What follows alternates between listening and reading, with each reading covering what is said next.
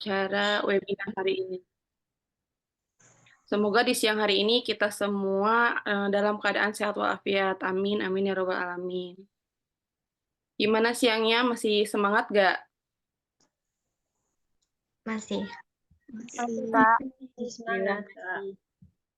Selamat datang kepada Direktur Politeknik Sibercerika Internasional, kepada pemateri, pada dosen yang telah hadir, dan untuk semua peserta yang telah ikut bergabung di webinar hari ini dengan tema Lulus Kuliah Sambil Bercanda, Sabtu 20 Januari 2023. Oke, sebelum acara dimulai, kepada seluruh tamu undangan yang telah bergabung, kami memohon untuk dapat menonaktifkan fitur audionya selama acara berlangsung, sehingga acara dapat berjalan dengan lancar.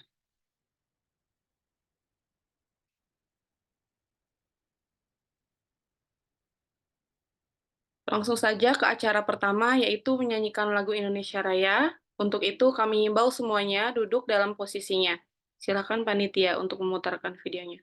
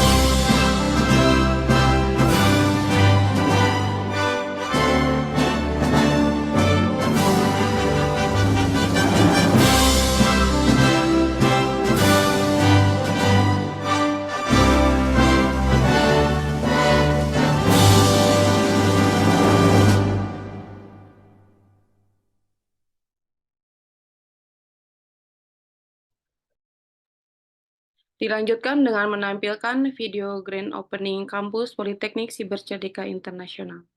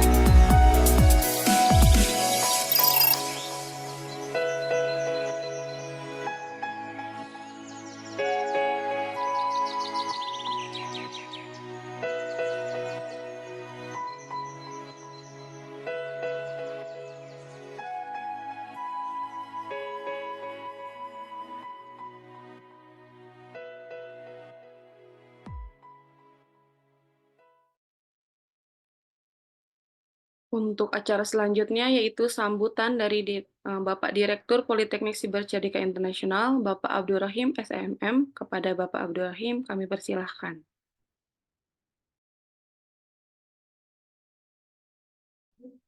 Yes. Assalamualaikum warahmatullahi wabarakatuh. Waalaikumsalam warahmatullahi.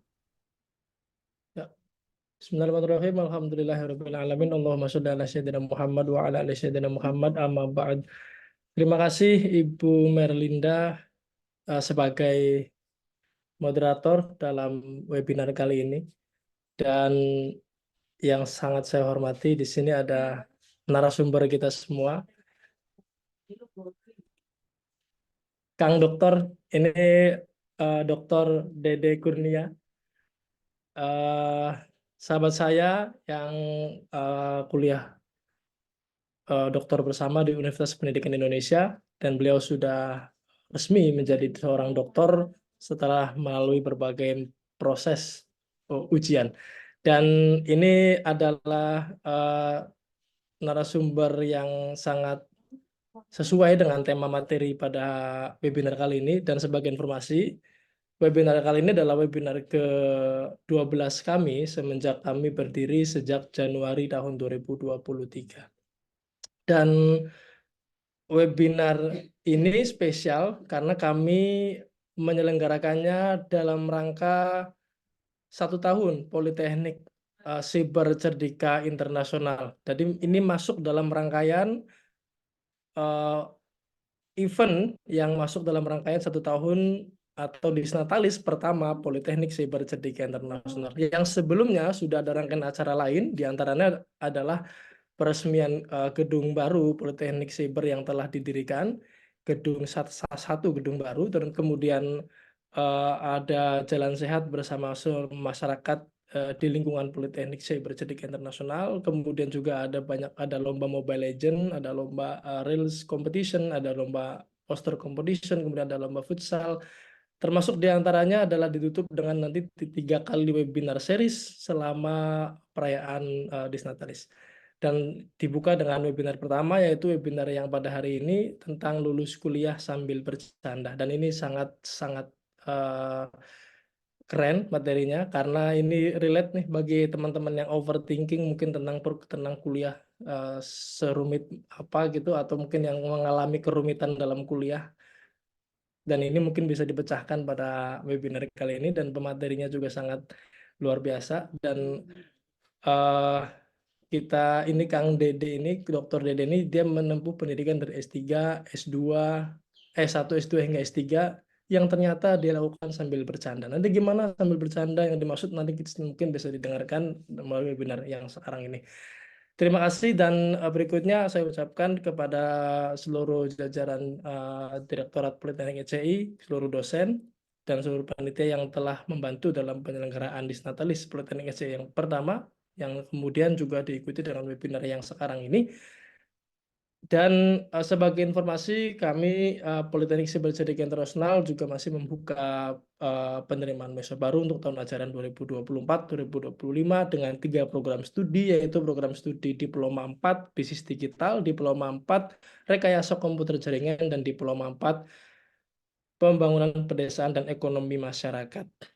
Dan untuk seluruh peserta webinar yang juga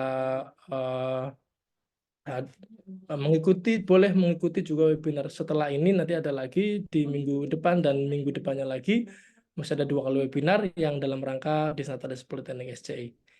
Kira-kira itu yang bisa saya sampaikan, dan selamat mengikuti webinar nanti, karena di akhir kita seperti biasa akan memberikan merchandise, dan merchandise hanya untuk nanti yang dipilih mungkin oleh moderator atau oleh narasumber. Demikian dari saya, dan salam hormat kepada narasumber, dan ucapan terima kasih kepada moderator, serta terima kasih kepada seluruh peserta yang telah berpartisipasi dalam webinar sekarang ini. Demikian, wassalamualaikum warahmatullahi wabarakatuh. Waalaikumsalam warahmatullahi wabarakatuh. Terima kasih kepada Bapak Abdul Rahim atas sambutannya. Baiklah, untuk semua peserta yang hadir diharapkan bisa on cam ya, karena agar bisa lebih efektif dalam pemberian materi dari pemateri kita siang hari ini. Baiklah, selanjutnya adalah penyampaian materi dengan tema Lulus Kuliah Sambil Bercanda oleh Dr. Dede Kurnia, MPD, yang merupakan alumni beasiswa Universitas Pendidikan Indonesia. Tidak lupa juga saya, Merlinda Interpuja, sebagai moderator yang akan memandu acara hingga selesai. Sebelumnya saya akan membacakan CV dari Dr. Dede Kurnia, MPD terlebih dahulu. Silakan, Mas Renal.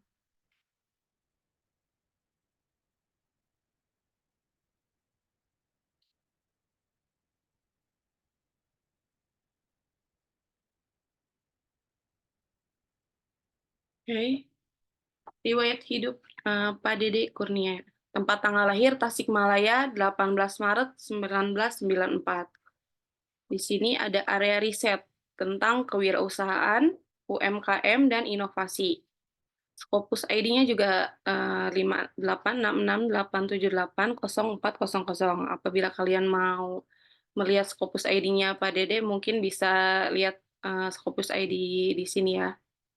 Terus publikasi jurnal dari Pak Dede.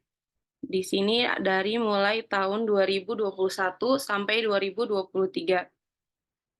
Saya akan menyebutkan beberapa publikasi di tahun ini, yaitu di tahun kemarin 2023, tentang yang pertama wirausaha perempuan dan upaya mengikis paradigma konservatif.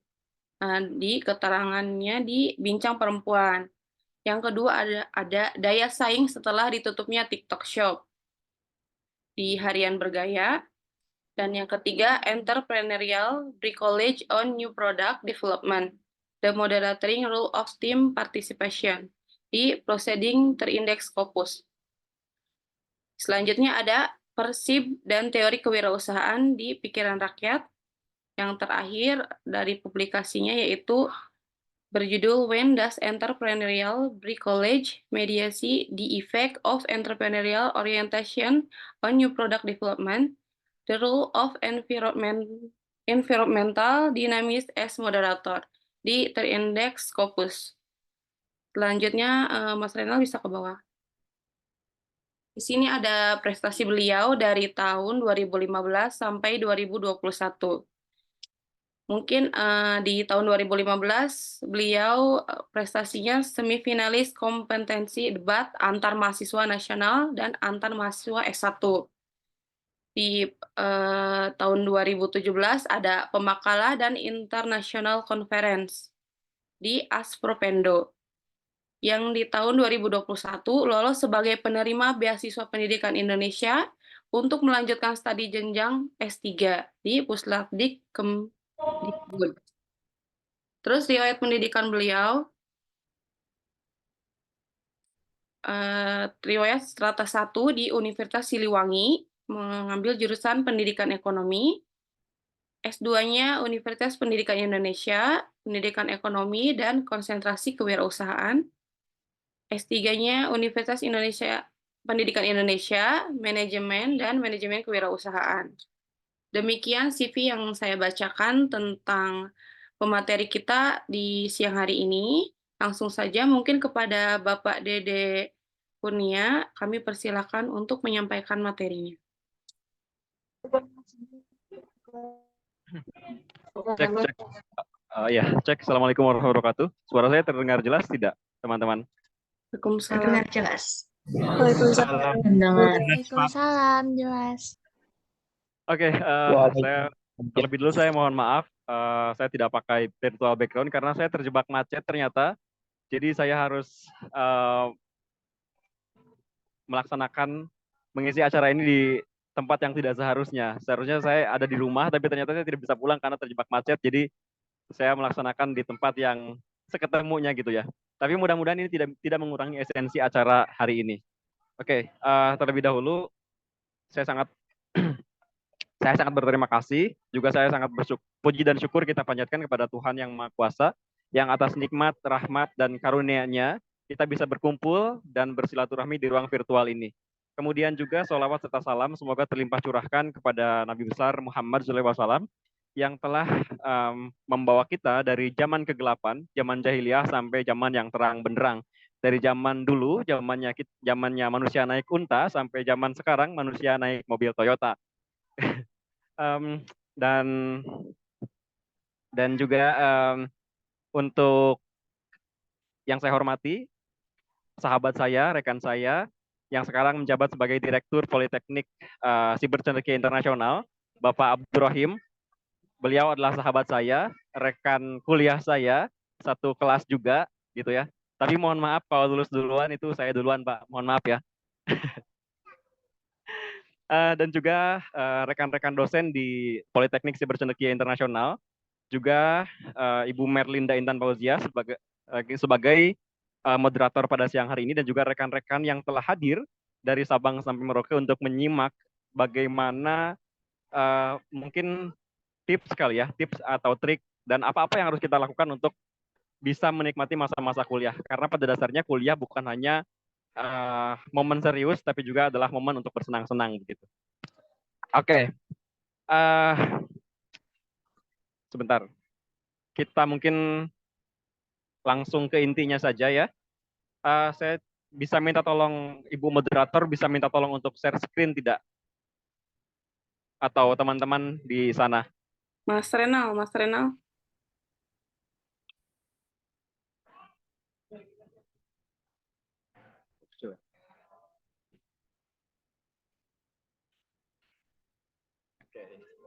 Oke, terima kasih. Ya, di sini ada, sebelum saya lebih jauh, di sini saya akan disclaimer dulu. Di sini ada dua judul yang berbeda. Yang sebelah kiri yang saya buat itu adalah menyelesaikan studi dengan bahagia. Sementara di sebelah kanan dari player yang teman-teman baca itu adalah lulus kuliah sambil bercanda. Mungkin di sini menjadi sebuah pertanyaan, mengapa ada dua judul yang berbeda di dua gambar ini gitu ya? Apakah lulus kuliah sambil bercanda dan menyelesaikan studi dengan bahagia itu merupakan dua hal yang berbeda atau dua hal yang sama? Jika dua hal berbeda, apa perbedaannya? Jika sama, kemudian apa persamaannya gitu ya?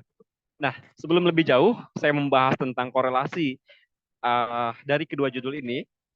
Terlebih dahulu saya ingin bertanya kepada teman-teman, sebetulnya apa sih yang membuat kita bahagia? Oke, next, Mas Admin, next. Oke, ya.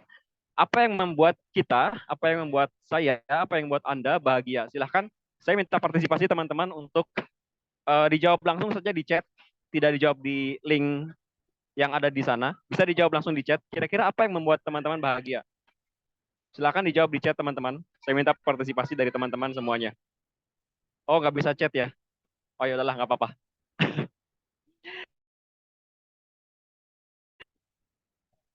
Baik. Ketika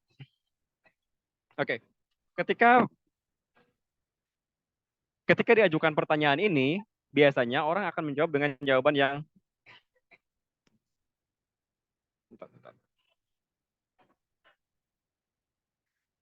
Oh, ada nggak? Loading ya?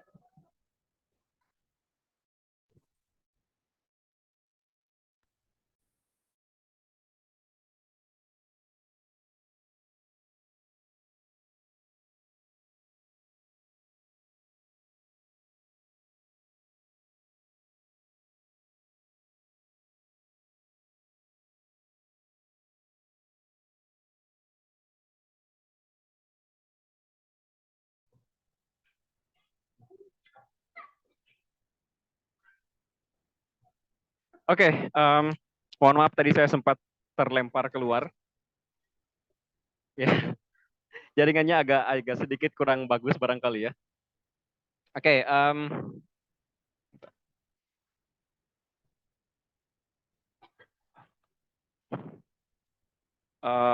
bentar. Ini mungkin sama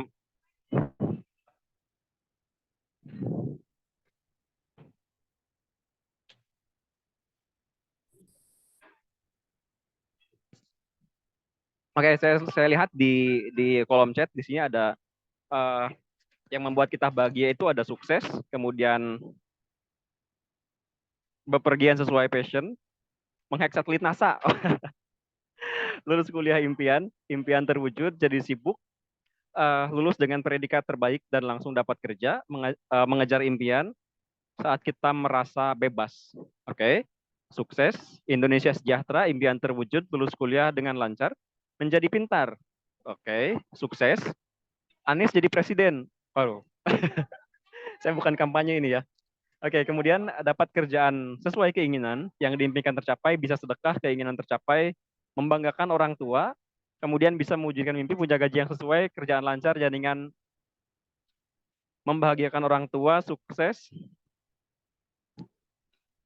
bisa ke Mekah, Madinah, dan Manchester. Oke, lulus terbaik tahun ini. Punya keluarga yang lengkap dan bahagia. Oke, cukup teman-teman. Tapi dari sini ada beberapa poin yang paling menonjol barangkali ya. Yang pertama adalah sukses, lulus kuliah, membahagiakan orang tua, dan jadi orang kaya juga gitu ya. Nah, sebetulnya teman-teman, kalau kita berbicara apa yang membuat bahagia, sebetulnya ada buku bagus yang saya pernah baca, bukunya berjudul What Happy People Know. Apa yang diketahui orang tentang bahagia, yang ditulis oleh Dean Baker dan Cameron Stout. Ya, yang ditulis sebuah buku What Happy People Know yang ditulis oleh Dan Baker dan Cameron Stout. Di dalam buku itu dijelaskan tentang poin-poin yang membuat kita bahagia, kemudian dijelaskan juga tentang jebakan kebahagiaan dan 12 kualitas kebahagiaan. Oke, next. Halo, lanjut. Gimana sih? Halo teman-teman, teman-teman admin, boleh di next.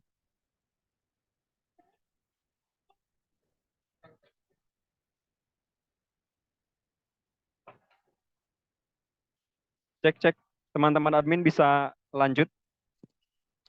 Oke, nah di sini ada 12 kualitas kebahagiaan yang dari bukunya Dan Baker dan Cameron Stout.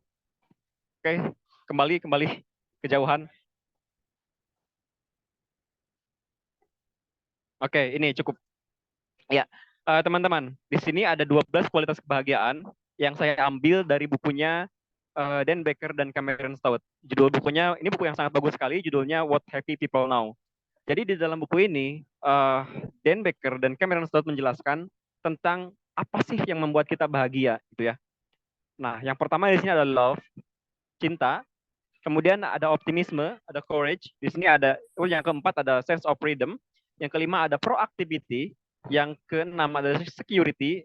7 ada health, kesehatan. 8 spirituality. 9 altruism. 10 perspektif. Dan ke-11 itu adalah humor.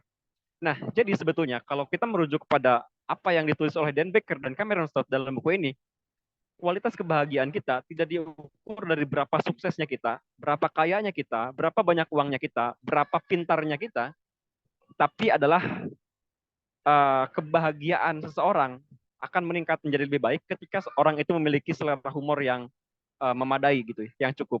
Di sini kita lihat selera humor itu menjadi kualitas kebahagiaan tertinggi kedua setelah sebelum yang ke-12. Nanti yang ke-12 kita bahas belakangan, ya. Jadi yang ke-11 adalah humor gitu ya. Nah, maka dari sini kita pahami bahwa ada korelasi dari dua judul yang saya sampaikan di awal gitu ya. Oke. Yang saya sampaikan di awal. Di slide tadi, di awal itu adalah yang pertama itu lulus kuliah dengan sambil bercanda, dan sebelah kirinya adalah bagaimana menyelesaikan studi dengan bahagia. Artinya sebetulnya di sini ada sebuah korelasi bahwa orang yang memiliki kualitas kebahagiaan yang paling tinggi adalah mereka yang memiliki selera humor yang lebih baik gitu. Ketika mereka memiliki selera humor yang lebih baik, mereka menurut buku ini akan memiliki kebahagiaan yang juga lebih baik dibandingkan orang-orang yang tiap hari merengut gitu ya, merengut, ekspresi mukanya negatif dan seterusnya. Oke.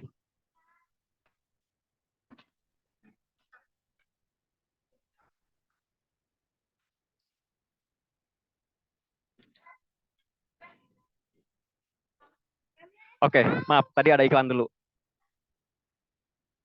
Oke, jadi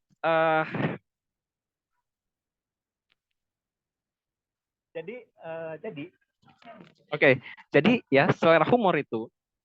Jadi kalau kita lihat dari buku ini ada dua hubungan dari yang lulus kuliah sambil bercanda dengan menyelesaikan studi dengan bahagia. Maksudnya adalah ketika kita bisa menjalani kuliah sambil bercanda, maka kita akan memiliki kualitas kebahagiaan yang lebih tinggi dari mahasiswa yang siap-siap berangkat dari rumah, ya, kemudian berangkat kampus, masuk kelas, duduk di kelas merengut, mukanya nggak enak dilihat gitu ya. Itu kebahagiaannya jauh lebih baik begitu. Nah, oke. Next, teman-teman admin, next. Oke. Nah, di sini ada hal yang menarik gitu ya. Di dalam ada sebuah artikel menarik yang di dalam artikel tersebut dijelaskan mengapa seorang mahasiswa perlu memiliki selera humor yang baik gitu ya. Nah, menurut artikel tersebut, ketika seseorang menjalani perkuliahan atau akan kuliah, mereka akan dinasihati untuk jangan lupa belajar, ya, jangan lupa mengerjakan tugas, kemudian selesai tugas-tugas dengan baik dan seterusnya begitu. Tapi ada satu hal yang luput dinasihatkan kepada rekan-rekan atau siapapun yang akan kuliah, yaitu adalah tentang bagaimana untuk memiliki selera humor yang baik.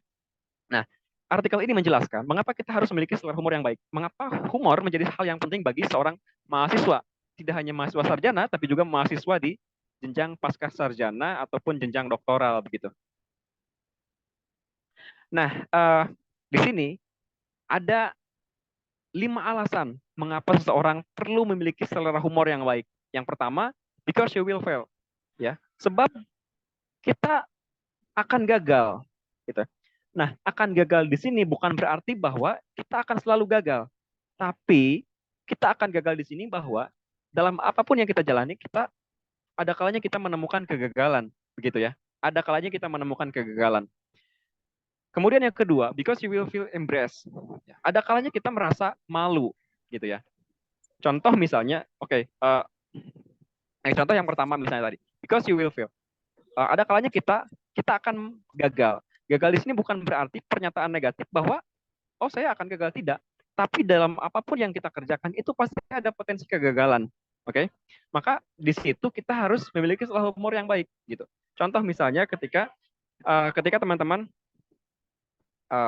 menjalankan UTS atau UAS misalnya ya. Nah, mungkin dari 10 UAS yang teman-teman jalani itu ada potensi kegagalan beberapa kali. Misalnya dari 5 kali UAS, ya, teman-teman 3 kali gagal menjalankan UASnya dengan baik. Stres pasti, frustasi iya, gitu ya. Ketika kita gagal pasti akan merasa stres, akan merasa frustasi, dan itu merupakan suatu hal yang pasti dirasakan gitu. Kemudian yang kedua, because you will feel embarrassed. Kita pasti akan merasa malu. Kenapa malu? Ketika kita misalkan sudah menetapkan target tertentu, targetnya tidak capai, mungkin kita akan merasa malu ya. Misalnya kita mengerjakan tugas, misalnya ada tugas dari dosen, kemudian apa yang kita kerjakan ternyata salah. Oke. Di antara 30 orang satu kelas misalnya, kita satu-satunya orang yang gagal. Merasa malu ya, tentu gitu ya. Nah, kemudian yang ketiga, because you won't get everything done. Tidak semuanya dapat kita selesaikan, ya. Misalnya misalkan teman-teman kuliah di semester 1, di semester awal-awal misalnya, itu biasanya kan mahasiswa itu akan dihadapkan pada beberapa mata kuliah yang banyak gitu ya. Katakanlah misalnya teman-teman harus mengontrak 5 mata kuliah. Yang 5 mata kuliah itu ternyata teman-teman mendapatkan tugas. Yang tugasnya itu banyak sekali. Satu mata kuliah tugasnya banyak, sehingga kalau 5 mata kuliah diberikan tugas semuanya, tugasnya itu tidak akan selesai dalam durasi waktu 1 minggu, begitu ya. Nah, artinya katakanlah dari 5 tugas dari 5 mata kuliah, dari 5 tugas yang diberikan, teman-teman hanya mampu menyelesaikan 2 karena keterbatasan waktu, keterbatasan energi, dan keterbatasan sumber daya yang lain. Ketika teman-teman dihadapkan pada kondisi seperti itu, apa yang teman-teman rasakan? Merasa gagal? Iya. Merasa malu? Iya. Stres pasti. Frustasi juga pasti. Gitu. Tapi, ya itu adalah kenyataan yang harus teman-teman hadapi. Kemudian yang keempat, because you will need to let go of stressful situation. Teman-teman harus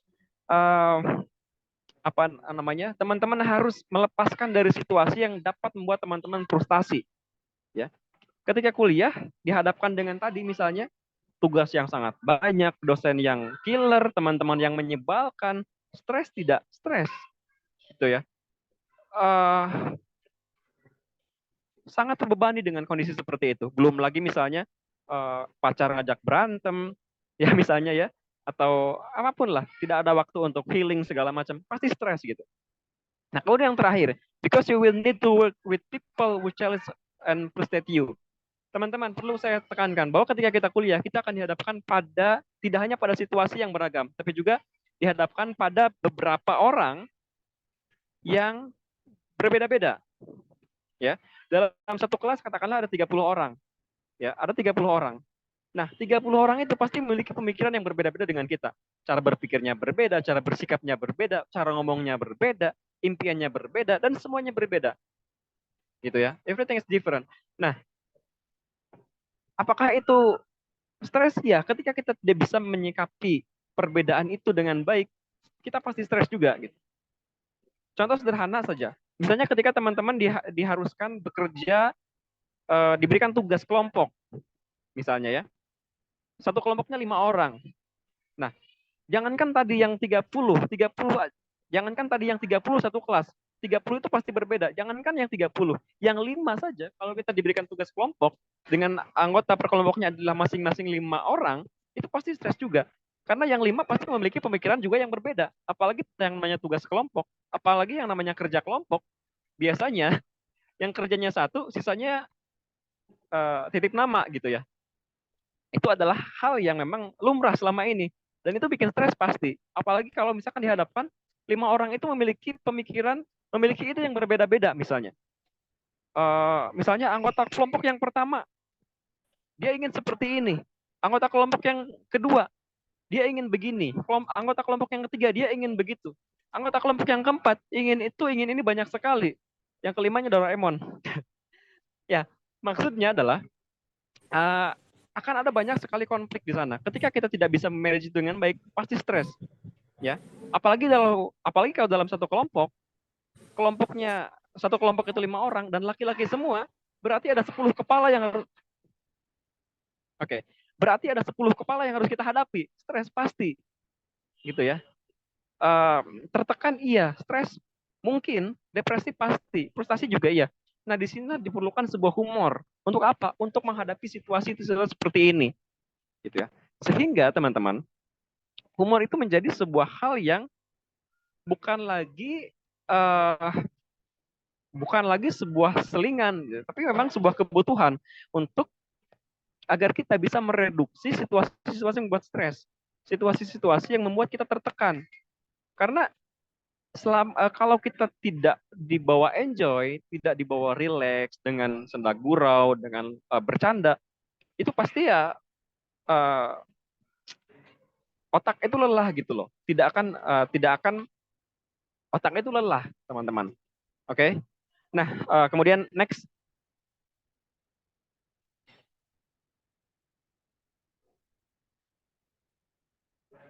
Next.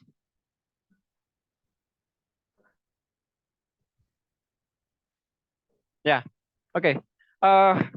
Nah, di sini teman-teman, bercanda mengundang gelak tawa di jalur kehidupan akademik yang sunyi dan berliku.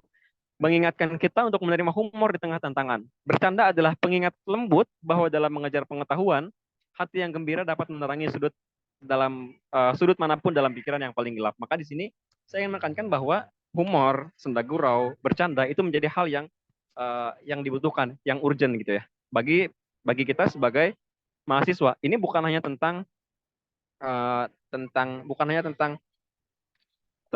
ya? Bukan hal yang sederhana gitu. Karena terkadang ada orang yang memang dia tidak tahu bagaimana caranya untuk menghibur dirinya sendiri gitu. Dan bercanda menjadi alternatif agar kita bisa menikmati tugas kuliah yang berat-berat itu dengan cara yang berbeda begitu ya. Nah, tapi juga harus diingat teman-teman, bercanda memang dibutuhkan, tapi bukan berarti setiap saat kita harus bercanda. Kenapa? Karena pada akhirnya kita juga tidak bisa memungkiri terlalu banyak bercanda pada akhirnya membuat kita lupa waktu sehingga lupa mengerjakan tugas akhir yang memang dan juga kewajiban kita sebagai mahasiswa. Oke, next. Ya, oke. Nah, pertanyaan selanjutnya adalah bagaimana agar kita terbiasa untuk menjalani kehidupan yang berat, menjalani kuliah dengan cara yang santai sambil bercanda begitu ya. Ada 3 tips yang bisa saya nasihatkan. Pertama adalah bagaimana kita belajar tertawa. Yang kedua adalah belajar mentertawakan diri sendiri dan bagaimana kita belajar mentertawakan situasi yang membuat kita frustasi begitu ya. Itu penting. 3 tips ini penting supaya kita terbiasa bagaimana menemukan hal-hal yang sekiranya mungkin ya, bisa membuat kita tertawa, membuat hal-hal yang menemukan hal-hal yang lucu dari setiap kerumitan hidup jalur perkuliahan gitu. Nah, ada sebuah buku yang bagus. Namanya judulnya adalah Make Your Bed yang ditulis oleh William McRaven. Di dalam buku itu dijelaskan bahwa apa yang terjadi pada kita selama 1 hari itu ditentukan selama 5 menit ketika kita bangun tidur. Maksud saya begini, ketika teman-teman ingin mendapatkan aura yang ya barangkali santai gitu ya, ceria, riang, gembira, kita bisa mulai pagi-pagi itu dengan kita ingat momen yang lucu misalnya, sehingga dalam selama 1 hari itu kita tidak terbebani dengan hal-hal yang memang membuat kita frustasi gitu ya. Itu barangkali. Oke, next.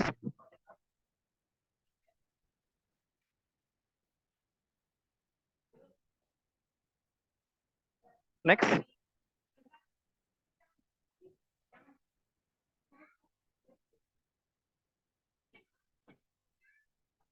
Oke, nah ini teman-teman. Jadi pada akhirnya ingin saya katakan bahwa kuliah bukan hanya tentang belajar dengan serius, tapi juga tentang bersenang-senang. Lulus kuliah sambil bercanda adalah tentang cara menjalani kuliah dengan pendekatan yang tidak biasa, bukan tentang pengabaian terhadap kewajiban kita sebagai mahasiswa. Nah, ini menjadi penting karena sebagaimana tadi saya katakan, bercanda itu humor, bercanda, senda gurau, lelucon, tertawa itu adalah bagian dari kualitas kebahagiaan yang kedua tertinggi. Artinya dengan banyak bercanda, lelucon, senda gurau, diharapkan kita bisa menjalankan kuliah dengan lebih bahagia gitu. Tapi ya perlu saya tekankan bahwa seperti yang tadi saya jelaskan, bercanda bukan berarti setiap saat kita harus bercanda. Karena terlalu banyak bercanda juga bisa membuat kita lupa diri, lupa waktu, membuat kita lupa bahwa ada kewajiban kita sebagai mahasiswa. Justru dalam hal ini bercanda menjadi suatu hal yang memang dibutuhkan, tapi secara dalam kondisi atau dibutuhkan dalam dalam situasi, dalam kondisi dan dilaksanakan secara proporsional. Supaya apa? Supaya kita tetap mengingat kewajiban kita sebagai mahasiswa. Oleh karenanya bercanda di sini hanya menjadi sebuah selingan ketika kita stres, kita butuh suasana yang rileks dengan cara bercanda, sehingga setelah rileks, setelah kita pulih, kita bisa kembali lanjut untuk bekerja. Maka demikian yang bisa saya sampaikan. Thank you for listening. Semoga ini bisa menginspirasi teman-teman. Dan maka kita akan lanjutkan pada next. Ya, cukup sekian dari saya. Next, Bapak Moderator. Ibu, Pak, bukan Bapak. Enggak, oh ya, sorry. Next. Slide. Iya. Ya, tadi udah untuk tadi bagian 1 udah selesai. Kita buka bagian 2. Ya, nggak jadi udahan deh. Ya. Teman-teman, tadi di buku yang ditulis oleh Dan Becker tentang What Happy People Know, yang ditulis oleh Dan Becker dan Cameron Stout, itu ada 12 kualitas kebahagiaan tertinggi. Yang ke-11 adalah humor, ya, senda gurau, hal-hal yang lucu, tertawa. Itu kualitas kebahagiaan tertinggi kedua. Pertanyaan saya, kualitas kebahagiaan yang tertinggi itu apa? Oke, apa kira-kira? Oke, bisa bantu jawab teman-teman? Bisa silahkan sampaikan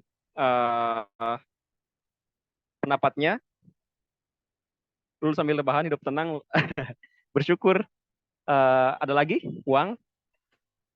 Uang, membahagiakan orang tua, wanita, wow, akal sehat, tenang, lulus, pengen jadi DPR RI, sederhanaan, cum laude, gak punya dosa, sukses. Oke.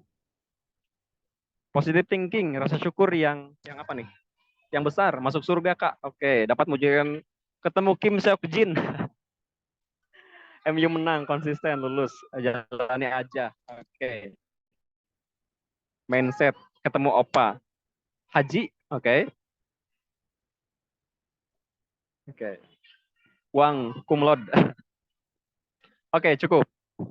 Teman-teman. Ada yang ingin saya jadi orang yang berbakti pada orang tua, oke. Tidak ada yang salah dengan jawaban teman-teman, tapi kalau menurut bukunya Dan Becker dan Cameron Stout, dalam buku yang tadi saya sampaikan, itu adalah jawaban yang dirasa kurang tepat, gitu ya. Kenapa saya katakan kurang tepat? Karena menurut Dan Becker, jawabannya adalah nanti saya beri penjelasan. Oke. Sebelum saya menjawab kualitas kebahagiaan tertinggi, ada pertanyaan besar yang ingin saya sampaikan kepada teman-teman. Oke, next. Ibu admin.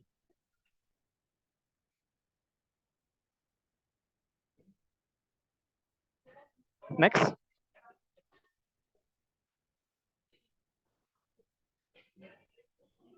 Halo. Ya. Nah, teman-teman. Sebelum saya menjawab tentang pertanyaan saya tadi, apa kualitas kebahagiaan tertinggi? Atau kualitas kebahagiaan tertinggi yang ke-12 dalam bukunya Dan Becker dan Cameron Stott. Sebelum saya jawab itu, saya ingin bertanya kepada teman-teman. Sebetulnya teman-teman kuliah itu untuk tujuan apa? Oke, silakan jawab di chat. Untuk apa teman-teman tujuan teman-teman kuliah? Apakah karena dimarahin oleh orang tua, dimarahin emak, sehingga saya udahlah kuliah aja daripada dimarahin terus gitu ya. Untuk mama mencari jati diri, memperbaiki karir. Oke. Banyak sekali jawabannya ya. Ada yang dimarahin emak, atau mungkin saya kuliah karena siapa tahu ketemu jodoh gitu ya. Atau menganggap kuliah adalah siklus yang pasti. Mungkin teman-teman berpikir bahwa setelah SMA adalah saya harus kuliah. Kenapa? Ya harus saja, tidak ada alasan gitu. Atau misalkan teman-teman bingung mau ngapain? Diajak pacar, diajak teman satu geng misalnya. Atau mengisi waktu luang, atau menghabiskan duit orang tua. Orang tuanya udah kebanyakan duit, jadi ya udahlah saya kuliah biar duitnya cepat habis gitu misalnya ya. Nah, standar ekonomi minimal, nambah ilmu, ingin menjadi sarjana, mencari ilmu dan momen. Wow, oke. Oh, banyak juga ternyata ya. Nah, oke. Teman-teman, kualitas kebahagiaan tertinggi dari apa yang ditulis oleh Dan Becker dan Cameron Stout itu adalah kita bisa menjadi bahagia. Kita akan memiliki kualitas kebahagiaan yang paling tinggi adalah ketika kita memiliki tujuan yang jelas. Artinya, ya, jadi kualitas kebahagiaan tertinggi itu bukan hanya tentang uang. Ya, kenapa saya katakan bukan hanya tentang uang? Dalam sebuah acara, saya lupa acaranya apa, tapi saya pernah menyimak pernyataan Atta Halilintar gitu. Dia pernah mengatakan begini, sekitar tahun 2017 atau 2018, Atta Halilintar itu dinobatkan sebagai YouTuber nomor 1 di Asia gitu ya, dengan penghasilan terbesar di Asia, dan sekaligus menjadi YouTuber ke-7 di dunia dengan penghasilan tertinggi. Pertanyaannya, apakah dia bahagia? Ternyata Atta Halilintar menjawab, saya tidak bahagia. Justru kondisi itu membuat dia tidak tenang, gamang, gusar, dan banyak memiliki kekhawatiran. Nah, maka sebetulnya uang itu bukan kualitas kebahagiaan tertinggi, tapi ada yang lebih esensial daripada uang dan kesuksesan. Apa itu? Yaitu adalah tujuan. Ya, menurut Dan Becker, kualitas kebahagiaan tertinggi atau yang ke-12 itu adalah purpose, tujuan hidup. Oke, next teman-teman. Next. Ya, adalah tujuan. Nah, mengapa tujuan ini menjadi penting? Teman-teman ingat satu hal, bahwa kita hidup di dunia ini dengan sumber daya yang terbatas, ya, dan sumber daya yang paling mahal atau resources yang paling mahal adalah waktu. Artinya kita tidak bisa menjalani hidup dengan begini-begini saja, karena ada sumber daya yang tidak bisa kita bayar, ada sumber daya yang tidak bisa kita kembalikan, yaitu adalah waktu. Waktu adalah sumber daya yang paling mahal, yang bahkan tidak bisa dibeli. Ya. 1 menit dari sekarang, 1 menit yang lalu tidak akan bisa dibeli, teman-teman. Momen yang sudah terlewat 1 menit, 2 menit, 1 jam yang lalu itu tidak bisa kita bayar, kita kembalikan. Berapapun bayarnya itu susah untuk kembali, gitu ya. Nah, ini adalah resources yang paling mahal. Maka pertanyaannya adalah bagaimana kita bisa hidup bahagia dengan resources yang terbatas ini? Maka jawabannya adalah dengan menetapkan tujuan hidup. Dengan tujuan hidup, kita jelas nih, arah kita mau kemana, jalannya kemana. Ketika kita akan mendaki gunung, sementara kita tidak tahu puncaknya di mana, kita tidak tahu rutenya di mana, rutenya kemana, kita tidak tahu apa saja yang harus kita bawa, kira-kira apa yang akan kita rasakan. Tentu, saya pikir yang kita rasakan itu adalah takut, khawatir, cemas, gusar, tidak tenang. Karena kita tidak punya tujuan gitu ya. Kita tidak punya tujuan, kita tidak tahu rute yang harus kita tempuh itu kemana. Dan kita tidak tahu potensi bahayanya ada apa saja, sehingga kita tidak melakukan mitigasi untuk meminimalisir hal-hal yang tidak diinginkan. Rasanya pasti khawatir, tidak tenang. Sepanjang perjalanan itu pasti kita tidak bahagia, tidak menikmati perjalanan. Karena sepanjang perjalanan itu kita akan dihadapkan pada situasi yang selalu membuat kita khawatir, teman-teman. Nah, berbeda ketika kita naik gunung, kita tahu tujuan kita di mana, puncaknya di mana. Kita tahu rute mana yang harus kita lewati, kita tahu sumber daya apa yang harus kita bawa. Mungkin kita tidak akan sepanik itu. Ya. Kenapa? Karena kita sudah mengantisipasi apa-apa yang saja yang akan terjadi. Kira-kira binatang apa yang mungkin muncul, gitu ya. Kemudian bagaimana kemungkinan cuaca buruk akan terjadi. Kita sudah melakukan mitigasi. Perjalanan akan lebih tenang, akan lebih nyaman, akan lebih membahagiakan. Dan kita akan lebih menikmati perjalanan itu. Begitupun ketika kita melakukan studi. Begitupun ketika kita melakukan studi.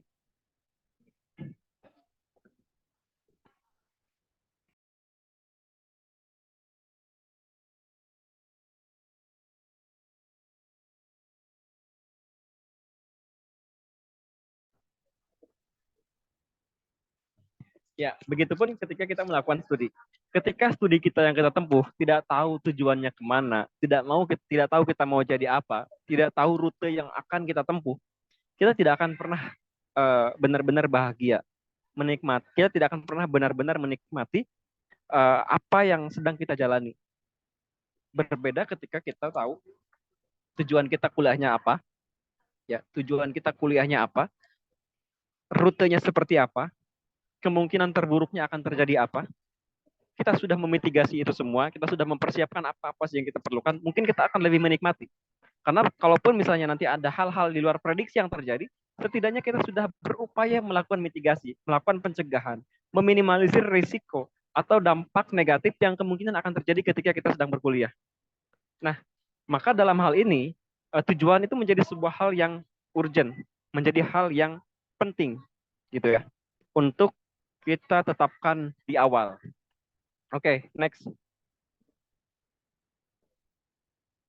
Nah, teman-teman, kalau saya menggambarkan tujuan, gambarnya kurang lebih seperti ini. Ini yang suka nonton Naruto pasti tahu ya. Oke, jadi ketika saya menetapkan tujuan, gambarnya adalah kurang lebih seperti ini, teman-teman. Ya, gambarnya kurang lebih seperti ini. Di sini adalah, di yang paling kiri adalah kondisi kita masa kini, kemudian yang paling depan adalah masa depan. Masa depan kita mau jadi apa? Ya, masa kini kita mengidentifikasi diri kita ini siapa, kondisi kita bagaimana, situasinya seperti apa, dan masa depan kita mau jadi apa. Nah, maka di tengah proses inilah, di tengah proses yang bagian tengah, di proses inilah kita harus mengupayakannya di waktu antara masa kini dan masa depan, di tengah-tengah, di bagian proses. Nah, ketika kita menetapkan tujuan sejak awal, kita tahu arah kita kemana, gitu ya, tujuan kita kemana dan seterusnya. Oke, next, teman, next.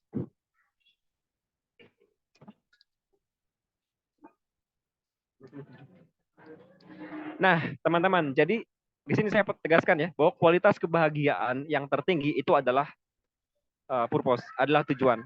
Ya, next. Ya. Nah, dari apa yang disampaikan oleh Dan Becker dan Cameron Stout, saya dapat menarik sebuah kesimpulan bahwa kualitas kebahagiaan tertinggi adalah mengetahui tujuan hidup dan tahu apa yang harus dilakukan untuk mencapai tujuan itu. Kebanyakan dari kita tahu tujuan itu, tapi kita tidak tahu apa yang harus saya lakukan, gitu ya. Teman-teman tahu tujuan saya mau ke Jakarta, tapi saya tidak tahu apa yang harus saya lakukan. Nah, itulah masalahnya. Maka di sini saya akan memandu teman-teman bagaimana caranya menurunkan tujuan dari tujuan akhir sampai dengan langkah-langkah sederhana, langkah-langkah yang konkret yang bisa mengantarkan teman-teman kepada tujuan itu. Ya. Nah, mungkin teman-teman bertanya, loh kok jawabannya itu dari yang judulnya menyelesaikan studi dengan bahagia atau lulus kuliah sambil bercanda, mengapa sekarang jadi kepada berbicara tujuan? Ya. Seperti yang tadi saya sampaikan, bahwa kualitas kebahagiaan tertinggi, ya, kualitas kebahagiaan tertinggi dari kehidupan, kualitas kebahagiaan tertinggi itu adalah mengetahui tujuan. Ya. Jadi selain bercanda untuk mendapatkan untuk mendapatkan kualitas kebahagiaan yang tinggi, level lain untuk mencapai kebahagiaan adalah mengetahui tujuan. Mengetahui tujuan dan tahu cara apa yang harus dilakukan untuk mencapai tujuan itu. Tuh ya, tahu tujuan penting. Tapi mengetahui apa yang harus dilakukan untuk mencapai tujuan itu jauh lebih penting, teman-teman. Teman-teman, tadi saya baca ada yang ketika saya tanya, kenapa teman-teman kuliah? Tujuannya adalah supaya mendapatkan pekerjaan yang layak, supaya kaya raya. Pertanyaan saya adalah, teman-teman tahu tidak apa yang harus teman-teman lakukan? Ada yang bercita-cita jadi dosen, misalnya. Tapi pertanyaan selanjutnya, teman-teman tahu nggak apa yang harus dilakukan untuk menjadi dosen? Langkah mana yang harus diambil? Seperti itu. Oke, next. Nah, maka teman-teman yang harus disimpulkan di sini adalah, pertanyaan selanjutnya adalah yang harus ditanyakan kepada diri kita, pada kondisi apa, pada kondisi seperti apa kita bisa mencapai level kebahagiaan tertinggi. Tadi saya sudah jelaskan, level kebahagiaan tertinggi menurut Dan Becker dan Cameron Stout adalah mengetahui tujuan, juga tahu apa yang harus dilakukan untuk mencapai tujuan itu. Pertanyaan selanjutnya adalah, pada kondisi seperti apa kita bisa mencapai kebahagiaan tertinggi? Ya, jawabannya sederhana. Ada di slide selanjutnya. Next.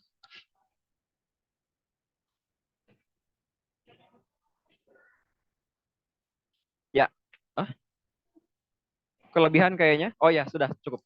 Ya, jadi kapan kita akan merasa bahagia? Kapan kita akan mencapai level kebahagiaan tertinggi? Jawabannya sederhana, adalah ketika ekspektasi menjadi sebuah kenyataan. Ketika ekspektasi menjadi sebuah realita. Nah, maka ketika kita menentukan ekspektasi, ketika kita menentukan tujuan, ada dua hal yang perlu dikelola oleh teman-teman. Yang pertama adalah mengelola ekspektasi, yang kedua adalah memperjuangkan realitas.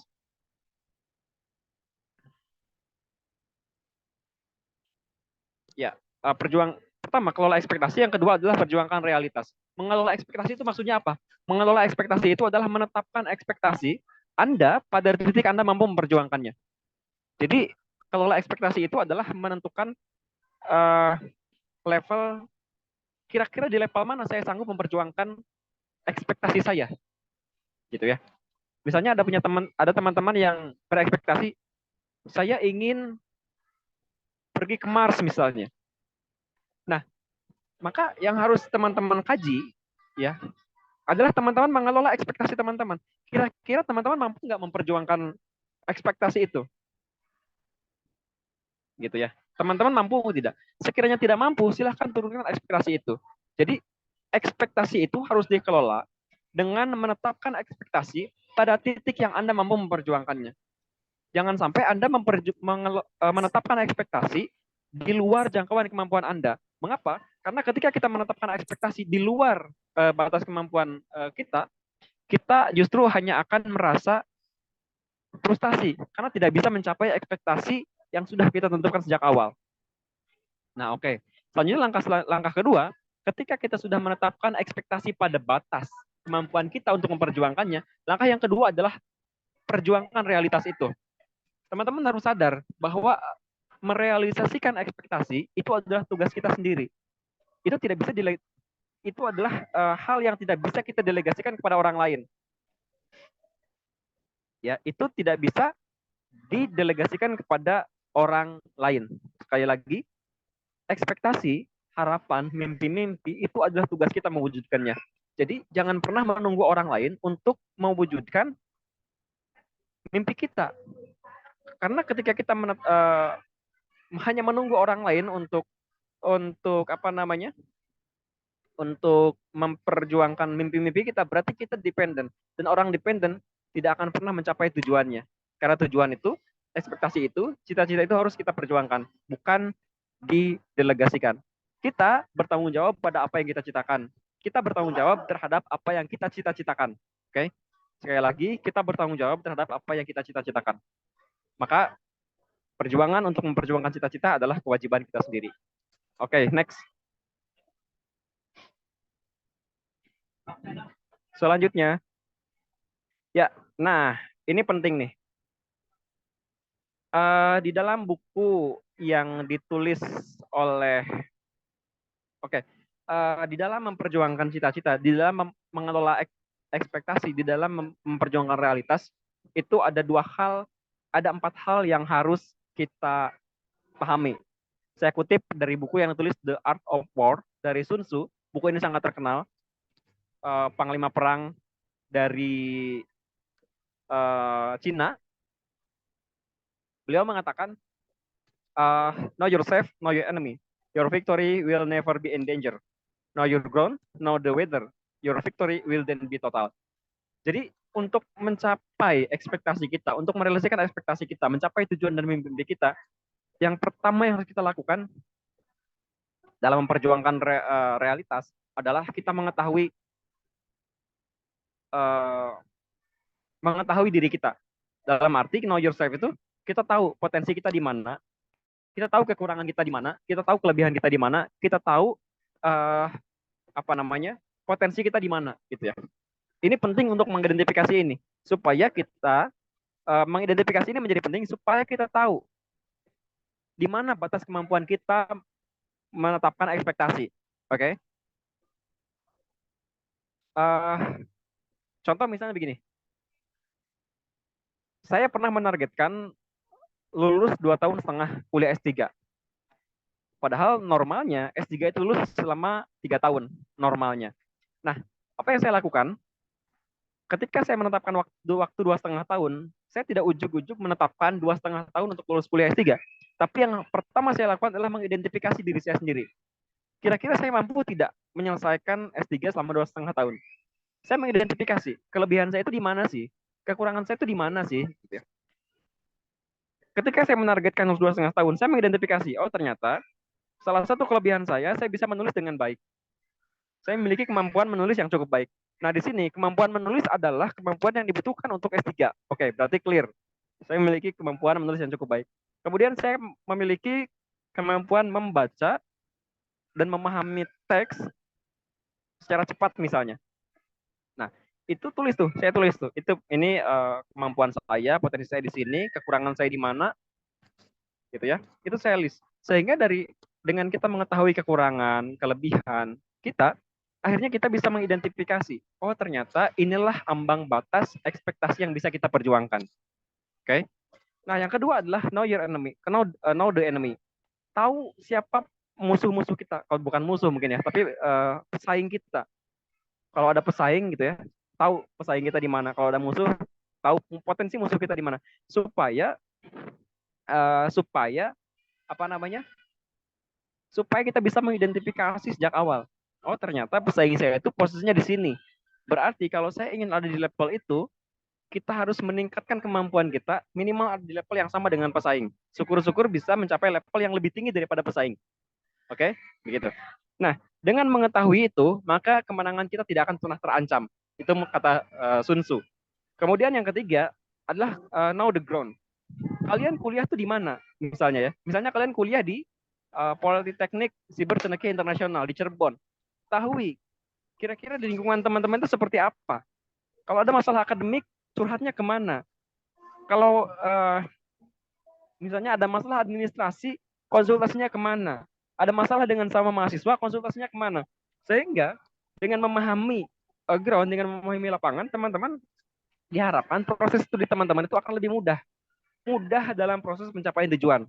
Gitu ya. Kemudian yang terakhir adalah know the weather. Nah, di sini maksudnya ketahui cuaca. Ketahui cuaca di sini bukan berarti kita memprediksi cuaca. Oh, cuacanya hari ini hujan. Oh, cuacanya hari ini kemarau. Bukan itu. Tapi kita harus menyadari, teman-teman, bahwa di dalam proses pencapaian tujuan, itu ada faktor luar yang tidak bisa kendalikan. Yang tidak bisa kita kendalikan. Ya, dalam faktor luar yang tidak bisa kendalikan, yang paling mudah kita identifikasi adalah cuaca. Betul? Ya. Cuaca itu kan tidak bisa kita kendalikan misalnya ya. Itu adalah faktor luar yang bisa mempengaruhi pencapaian tujuan kita. Ya. Saya tegaskan, faktor luar bisa mempengaruhi pencapaian tujuan kita. Mempengaruhi. Ya. Mempengaruhi bukan menentukan. Kenapa saya katakan mempengaruhi? Ya, faktor luar mempengaruhi tapi tidak akan menentukan. Contoh yang paling sederhana begini. Misalnya teman-teman mau pergi ke sebuah bioskop untuk menonton film. Kebetulan bioskopnya itu hanya berjarak 1 kilometer atau 2 kilometer dari rumah teman-teman. Nah, dalam ketika akan ke bioskop, teman-teman memutuskan untuk berjalan kaki misalnya. Nah, kemudian baru 700 meter teman-teman jalan kaki dari rumah, baru 700 meter nih, belum sampai setengah perjalanan, tiba-tiba hujan deras. Nah, kemudian teman-teman membatalkan perjalanan teman-teman ke bioskop. Artinya, Anda gagal nonton film. Ketika Anda gagal nonton film, kemudian saya bertanya kepada Anda, kenapa Anda tidak jadi ke bioskop? Kira-kira jawabannya apa? 90% orang akan menjawab, iya, saya gagal pergi ke bioskop karena hujan. Padahal yang menggagalkan Anda pergi ke bioskop bukan karena hujan, tapi karena pilihan Anda sendiri untuk mengagalkan tujuan Anda. Gitu ya. Hujan mempengaruhi, iya. Tapi keputusan terakhirnya untuk lanjut atau tidak, itu ada pada diri Anda sendiri. Artinya,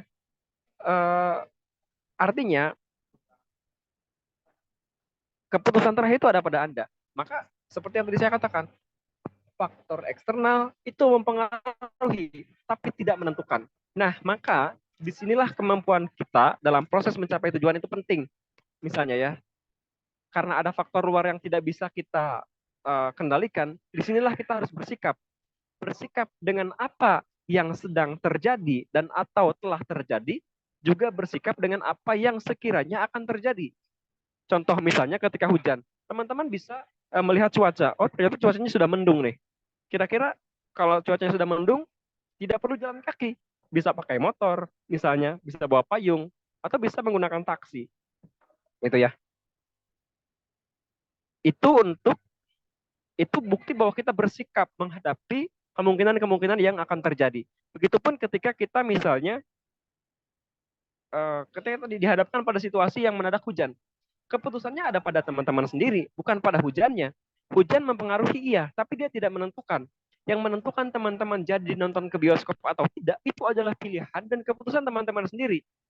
Justru ketika kita mengatakan, ketika misalnya saya bertanya, kenapa Anda tidak jadi ke bioskop? Kemudian Anda menjawab, oh ya karena hujan. Bagi saya, itu bukan jawaban yang masuk akal. Dan itu artinya Anda mengkambing hitamkan hujan. Padahal Anda pergi ke bioskop, padahal Anda gagal pergi ke bioskop, itu bukan karena hujan, tapi karena Anda memilih untuk tidak pergi. Ya kan? Iya kan? Kalau kita bersikap, misalnya kita bersikap menghadapi apa yang terjadi, teman-teman bisa pesan taksi misalnya ketika hujan itu terjadi, atau bisa memaksakan pergi ke bioskop dengan kondisi basah kuyup. Itu konsekuensi. Nah, itulah pentingnya bagaimana kita menghadapi hal-hal yang tidak bisa kita prediksi. Ya, maka kata Sun Tzu, know the weather. Itu penting. Mengapa? Karena dengan know the ground, know the weather, your victory will then be total. Maka kemenangan kita akan menjadi kemenangan yang total. Oke. Okay? Next. Ya. Nah, ini kita kembali ke gambar ini. Kita mulai gambarkan gambar ini secara komprehensif. Ya. Kalau tadi cuma ada gambar Rockley masa kecil, ini ada Rockley dan Rockley masa depan. Kita jelaskan secara detail perbagiannya. Oke. Di dalam film Naruto Shippuden, episode berapa saya lupa, Rockley ini bercita-cita, Rockley ini adalah seorang anak di akademi Ninja Konoha, yang dia itu tidak memiliki bakat di genjutsu, dia tidak memiliki bakat di ninjutsu. Tapi dia bercita-cita menjadi ninja yang hebat gitu ya. Sementara kita tahu bahwa syarat untuk menjadi ninja di Konoha adalah memiliki ninjutsu. Nah, apa yang dilakukan si Rockley? Dia mengidentifikasi dirinya sendiri. Dia mencoba mengidentifikasi dirinya. Oke. Tadi tujuannya sudah jelas kan? Tujuannya adalah menjadi ninja kuat agar bisa melindungi desa Konoha dan orang yang dicintainya. Ini tujuannya si Rockley nih. Nah, untuk mencapai tujuan ini, maka dia mulai menentukan PC-nya. Maka dia mulai menentukan tujuan ya. Tujuannya menjadi ninja kuat agar bisa melindungi desa Konoha dan orang yang dicintainya. Dalam menentukan tujuan ini, Rockley mulai dia mengelola ekspektasi. Kira-kira tujuan saya bisa tercapai enggak? Ya, bisa tercapai. Maka dia mulai memperjuangkan realitas. Ya. Nah, setelah menentukan tujuan, kemudian dia mencoba untuk memperjuangkan realitas dengan apa? Dengan mencoba merumuskan passion. Saat merumuskan passion, PC, dia mencoba untuk mengidentifikasi dirinya sendiri. Siapa saya? Apa potensi saya? Apa kekuatan saya? Apa kelemahan saya? Supaya dia benar-benar tahu siapa dirinya. Know yourself itu penting. Ya, kemudian yang kedua, know your enemy. Ketika saya ingin menjadi ninja kuat, misalnya ketika dia dihadapkan pada kondisi yang sulit, dia identifikasi tuh. Oh, ternyata musuh saya si ini. Ya, musuh si ini itu, musuh si A ini misalnya, kekuatannya di sini, kelemahannya di sini. Maka ketika kita akan ingin memenangkan pertandingan, maka kita harus memiliki kompetensi ini dan seterusnya, gitu ya. Kemudian ada yang ketiga, know the ground, ketahui lapangan, ya, ketahui lapangan, ketahui situasi yang terjadi. Bagaimana sih di Konoha itu, gitu ya? Siapa guru yang bisa diajak konsultasi? Siapa guru yang bisa diajak diskusi? Ya, supaya apa? Supaya guru yang bisa membantu, yang bisa membimbing supaya dia bisa mencapai tujuannya. Ternyata di dalam serial Konoha kan dia dipertemukan dengan seorang guru, namanya guru Gai gitu ya, Gai Sensei. Nah, oleh guru itu dia menemukan guru yang tepat, yang bisa membantu dia mencapai tujuannya gitu.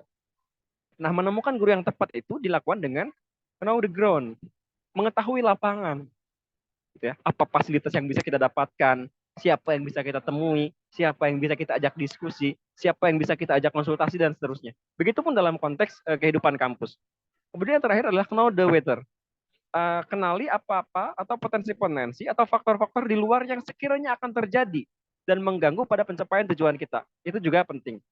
Nah, setelah kita melakukan identifikasi, know yourself, know the enemy, know the ground, know the weather, kita lakukan perencanaan. Oke. Oh, misalnya tadi sudah diidentifikasi nih, saya itu lemahnya di ninjutsu. Potensi saya adalah di fisik, artinya saya harus melatih taijutsu.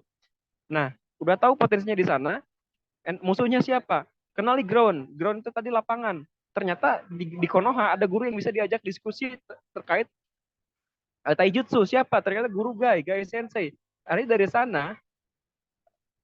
dari sana dia mencoba untuk menyusun rencana. Di sini rencana apa? Rencana pelatihan yang bisa membuat dia, yang bisa mengantarkan dia pada pencapaian tujuannya, gitu ya. Nah, setelah ada rencana, baru dia dieksekusi. Eksekusinya itu apa? Melakukan proses-proses yang bisa mengantarkan dia pada pencapaian tujuannya. Di sini dibuat proses latihan sampai dia akhirnya menjadi ninja kuat master taijutsu.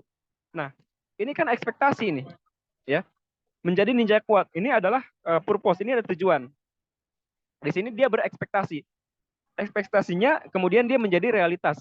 Dia bahagia tidak bahagia. Kenapa? Karena dia sudah bisa mencapai tujuan yang diimpikannya sejak kecil. Masalahnya adalah ketika kita berproses dari menentukan tujuan sampai dengan eksekusi, hal yang sering kita temui adalah di bagian eksekusi. Ya. Yang sering kita temukan masalahnya adalah di eksekusi. Kita kadang-kadang sudah tahu rencana, kita sudah punya rencana, tapi untuk mengeksekusi rencana itu, kita kerap kali dihadapkan pada berbagai masalah. Nah, masalah itulah yang akan saya coba bagikan kepada teman-teman bagaimana menghadapi masalah-masalah, menghadapi hambatan-hambatan ketika kita melakukan eksekusi. Oke, next. Next.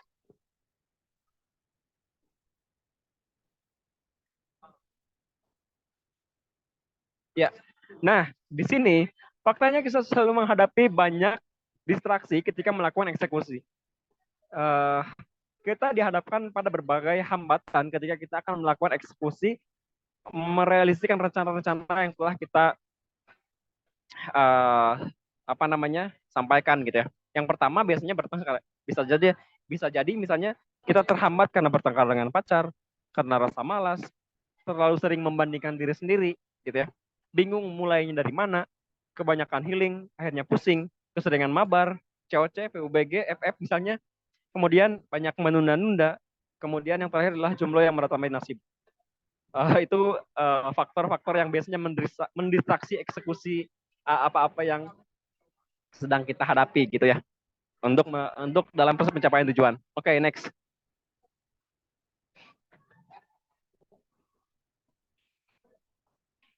Next. Ya. Nah, untuk bagaimana cara mengelola eksekusi yang baik supaya kita tidak selalu terdistraksi dengan adanya dalam proses mengeksekusi pencapaian tujuan gitu ya. Saya ada buku bagus yang pernah saya baca. Judulnya adalah The Discipline of Execution 4DX. Ini ditulis oleh Chris McKinsey, Sean Covey, dan Jim Huling. Sean Covey ini adalah anaknya Stephen Covey yang menulis 7 habit kebiasaan yang efektif. Execution a specific offset behavior and technique need to be master in order have competitive advantage. Jadi eksekusi itu adalah sebuah perilaku, sebuah teknik yang dibutuhkan untuk mengelola, untuk menciptakan sebuah keunggulan bersaing. Oke, next.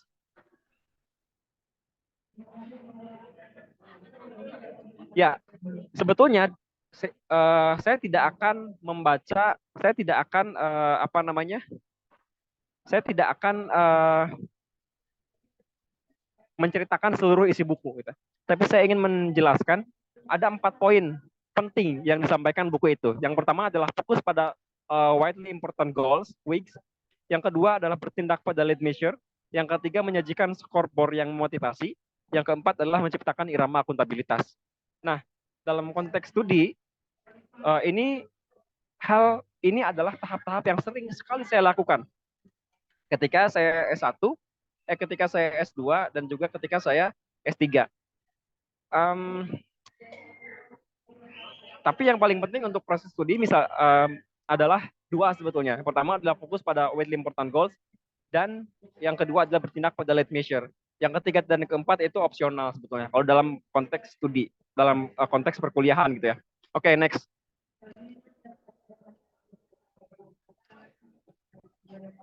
Ya. Oke, di sini pada fokus pada widely important goals, goal tersebut haruslah benar-benar penting. Uji goal tersebut dengan bertanya kepada diri sendiri. Bila goal ini gagal dicapai, apa yang akan terjadi dan seberapa besar impact-nya pada kita? Contoh misalnya, saya, sebelum contoh, gunakan format from X to Y by when, sehingga nyata dan jelas. Posisi kita sekarang di mana, target pencapaiannya apa, dan tenggat waktunya kapan akan dicapai gitu. Nah, dan kemudian yang terakhir adalah pastikan memiliki WIG. Oke, pertanyaannya selanjutnya adalah bagaimana sih kita tahu bahwa ini tuh benar-benar target yang penting? Salah satu cara untuk mengetahui bahwa target ini penting bagi kita adalah ketika target ini tidak tercapai, kita akan terdampak. Dampaknya sangat signifikan pada diri kita. Contoh, misalnya tadi target saya adalah lulus 2,5 tahun. Ketika saya tidak lulus 2,5 tahun misalnya, saya tidak bisa ikut CPNS di bulan November. Ketika saya tidak ikut CPNS di bulan November, maka misalnya saya menganggur, tidak punya pekerjaan dan seterusnya. Nah, itu signifikan, itu impact-nya besar nggak pada hidup saya gitu ya. Kalau dirasa besar berarti itu adalah WIG kita. Itu adalah tujuan penting kita.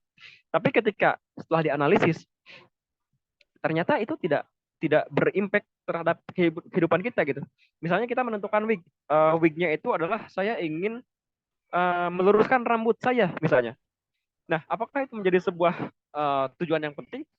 Tanyakan kepada diri kita, ketika rambutnya tidak lurus, kira-kira ada dampak signifikan nggak yang akan dirasa dan pengaruh pada hidupnya? Oh, ternyata tidak ada. Lurus ataupun keriting rambut saya misalnya, tidak akan mempengaruhi hidup saya. Berarti itu bukan tujuan yang penting. Seperti itu cara untuk mengukur ini widely important goals atau bukan, gitu ya. Nah, contoh WIG. Contoh WIG adalah saya ingin menurunkan berat badan dari 100 ke 50 pada bulan Agustus 2024. Itu adalah contoh WIG-nya. Oke. Itu adalah widely important goals. Oke, next. Nah, oke. Di sini biasanya ketika saya menentukan WIG, saya buat dalam bentuk worksheet. Saya buat dalam bentuk worksheet. Satu misalnya, WIG-nya itu adalah menurunkan berat badan dari 100 ke 50 pada 31 Agustus 2024. Maka from X itu adalah kondisi saat ini. Kondisi saat ini adalah berat badan saya 100 kg. Dan to Y. Hasil yang diharapkannya apa? Hasil yang diharapkan ternyata berat badan saya turun jadi 50. Ya, by when? Kapan? Deadline-nya kapan? Misalnya 31 Agustus 2024. Artinya dari bulan Februari, Maret, April, Mei, Juni, Juli, Agustus itu ada 7 bulan. Ada 6 bulan. Ada 6 bulan untuk menurunkan berat badan. Nah, rank di sini adalah ranking 1. Ranking 1 maksudnya adalah ini adalah WIG nomor 1. bisa saja misalnya di sini saya cantumkan week nomor 2. Tapi idealnya dalam week itu jangan terlalu banyak. Week itu idealnya cukup 2 supaya kita tidak kesusahan untuk mencapai week itu. Karena seorang pakar mengatakan semakin kita memiliki banyak tujuan, maka pencapaian terhadap satu tujuan itu menjadi tidak optimal, gitu ya. Maka sebisa mungkin tujuan itu tulis tujuan yang pentingnya dulu. Kalau tujuan yang terpenting itu sudah tercapai, kita boleh bikin week-week di selanjutnya. Seperti itu. Oke, next.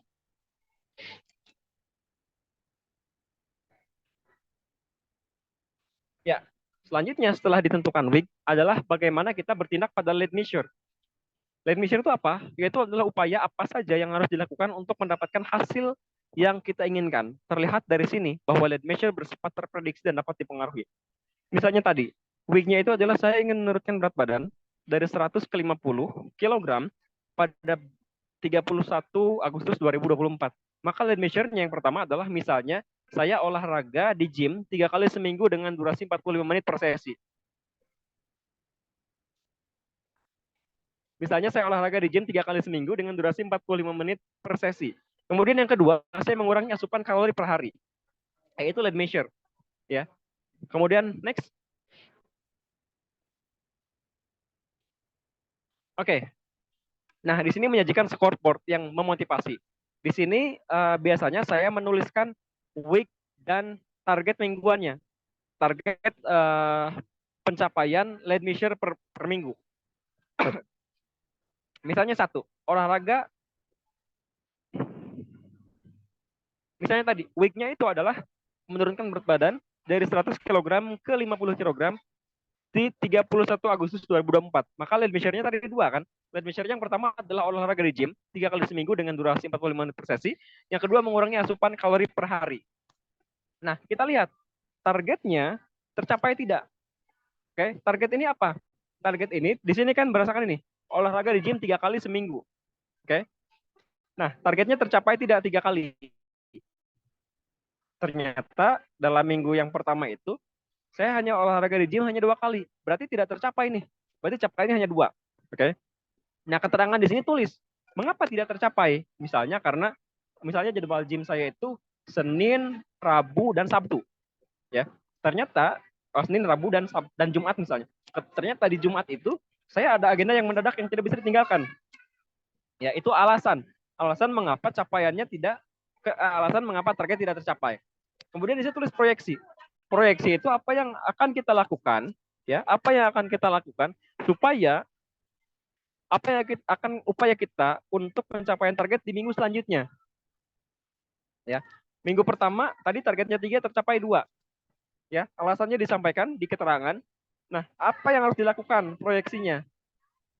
Itu langkah yang akan kita lakukan di minggu depan supaya target kita benar-benar tercapai.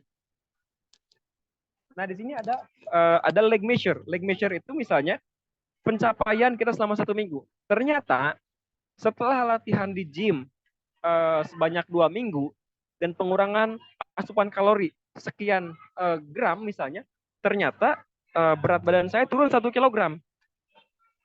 Nah, turun 1 kilogram kita berilah skor di sini ya. Misalnya kalau turun 1 kilogram skornya 80. Kalau turun 3 kg skornya 90 dan seterusnya. Ini menjadi penting teman-teman. Kenapa?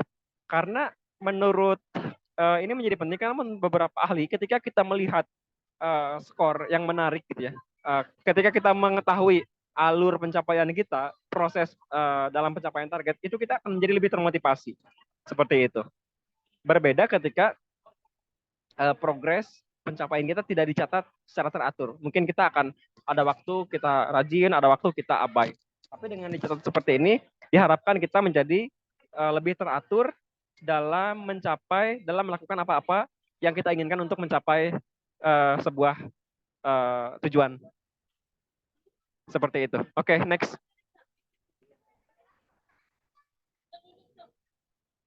Nah, ini akuntabilitas, menciptakan irama akuntabilitas. Ini sebetulnya kalau kita tadi di apa namanya di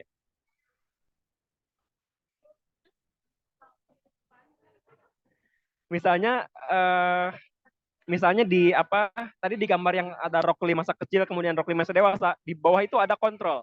Nah, sebetulnya menciptakan irama akuntabilitas itu adalah bagaimana kita menciptakan kontrol yang teratur gitu ya. Tiap pekan melaksanakan fungsi kontrol dengan tujuan membuat diri fokus kembali pada WIG. Walaupun ada sekian banyak kesibukan yang harus dikerjakan setiap hari. Jadi ini adalah momen refleksi misalnya, momen refleksi ketika misalnya di setiap akhir pekan kita refleksi, oh ternyata ini loh hambatan kita, ini pencapaian kita, ini WIG yang harus kita lakukan, ini upaya-upaya yang harus kita capai ini upaya-upaya yang harus kita lakukan untuk mencapai WIG dan seterusnya.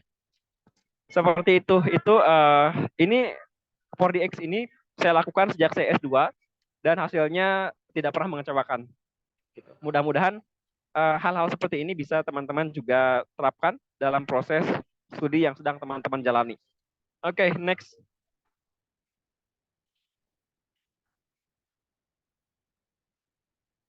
Ya, salah satu yang sering membuat kita tidak bahagia adalah menghitung nikmat yang dimiliki orang lain sambil menghitung derita kita sendiri. Percayalah, kebiasaan semacam itu hanya akan membuat kita menderita berkali-kali lipat. Next.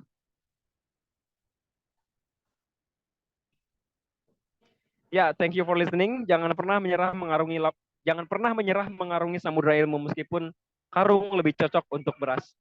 Oke, demikian yang bisa saya sampaikan. Tak ada gading yang terletak, tak ada tanah yang tak bercelah, tak ada manusia yang luput dari salah.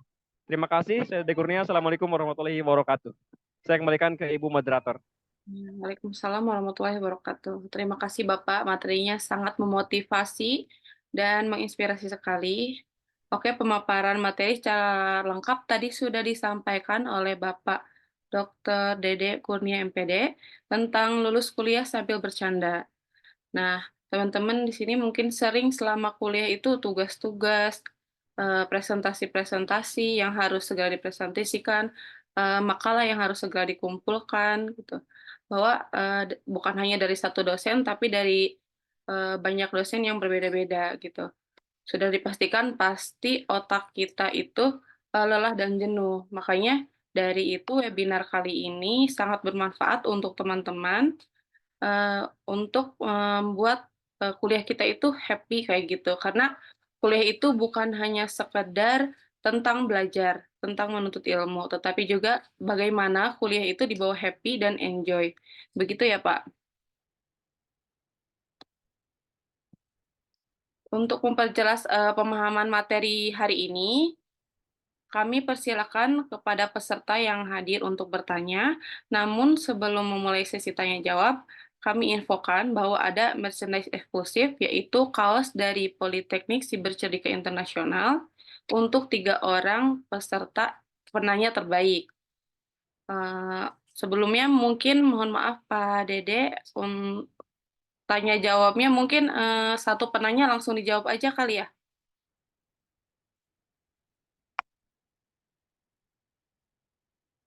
Pak Dede? Oke, silakan. Oke. Oke, untuk peserta yang sudah siap bertanya, silakan untuk menyebutkan nama dan institut atau kampus. Dimohon juga pertanyaan yang disampaikan itu singkat dan jelas. Untuk itu kami persilakan yang ingin bertanya. Ternyata udah banyak banget yang ingin bertanya nih Pak. Karena waktu tidak memungkinkan, kami akan ambil 5 peserta aja. 5 atau 6 lah. Saya pilih siapa ya? Yang dari tadi standby on cam dan raise hand itu. Boleh Mas Yoga Eka Putra? Silahkan untuk bertanya. Tes. Apakah suara saya terdengar jelas? Sudah, Mas. Cukup jelas. Oke, Mas Dede. Sebelumnya terima kasih Kak atas kesempatannya. Untuk materi yang disampaikan Mas Dede ini cukup bagus ya. Salah satunya quotes yang tadi disampaikan bahwa kualitas kebahagiaan tertinggi adalah mengetahui tujuan hidup dan tahu apa yang harus dilakukan untuk mencapai tujuan itu. Nah, dari quotes ini saya izin bertanya Mas, mungkin satu pertanyaan aja karena waktunya juga tidak cukup. Pertanyaan saya adalah bagaimana jika seseorang ini sudah menemukan tujuan hidupnya tetapi belum yakin gitu loh Mas dengan langkah-langkah yang harus diambil untuk meraihnya. Apakah menurut Mas ini Maaf, bisa diulang, terputus-putus suaranya Mas. tes. Ya, oke. Oke. Dari quotes tersebut saya izin bertanya Mas, bagaimana sih Mas jika seseorang ini sudah menemukan tujuan hidupnya, tetapi belum yakin Mas dengan langkah-langkah yang harus diambil untuk meraihnya Mas? Menurut Mas, apakah kita perlu meminta saran dari orang lain atau gimana Mas? Terus bagaimana juga kita menetapkan prioritas kita dan langkah awal yang tepat agar proses perjalanan kita itu menuju tujuan kita tuh tetap lancar gitu Mas? Terus itu mesti pertanyaan dari saya Mas. Oke, gimana Ibu Moderator, langsung saya jawab apa gimana? Langsung dijawab aja, Pak. Oke, bagaimana apa yang harus kita lakukan? Kita sudah menemukan tujuan, tapi tidak yakin dengan langkah-langkah yang akan kita tempuh gitu ya. Iya Mas.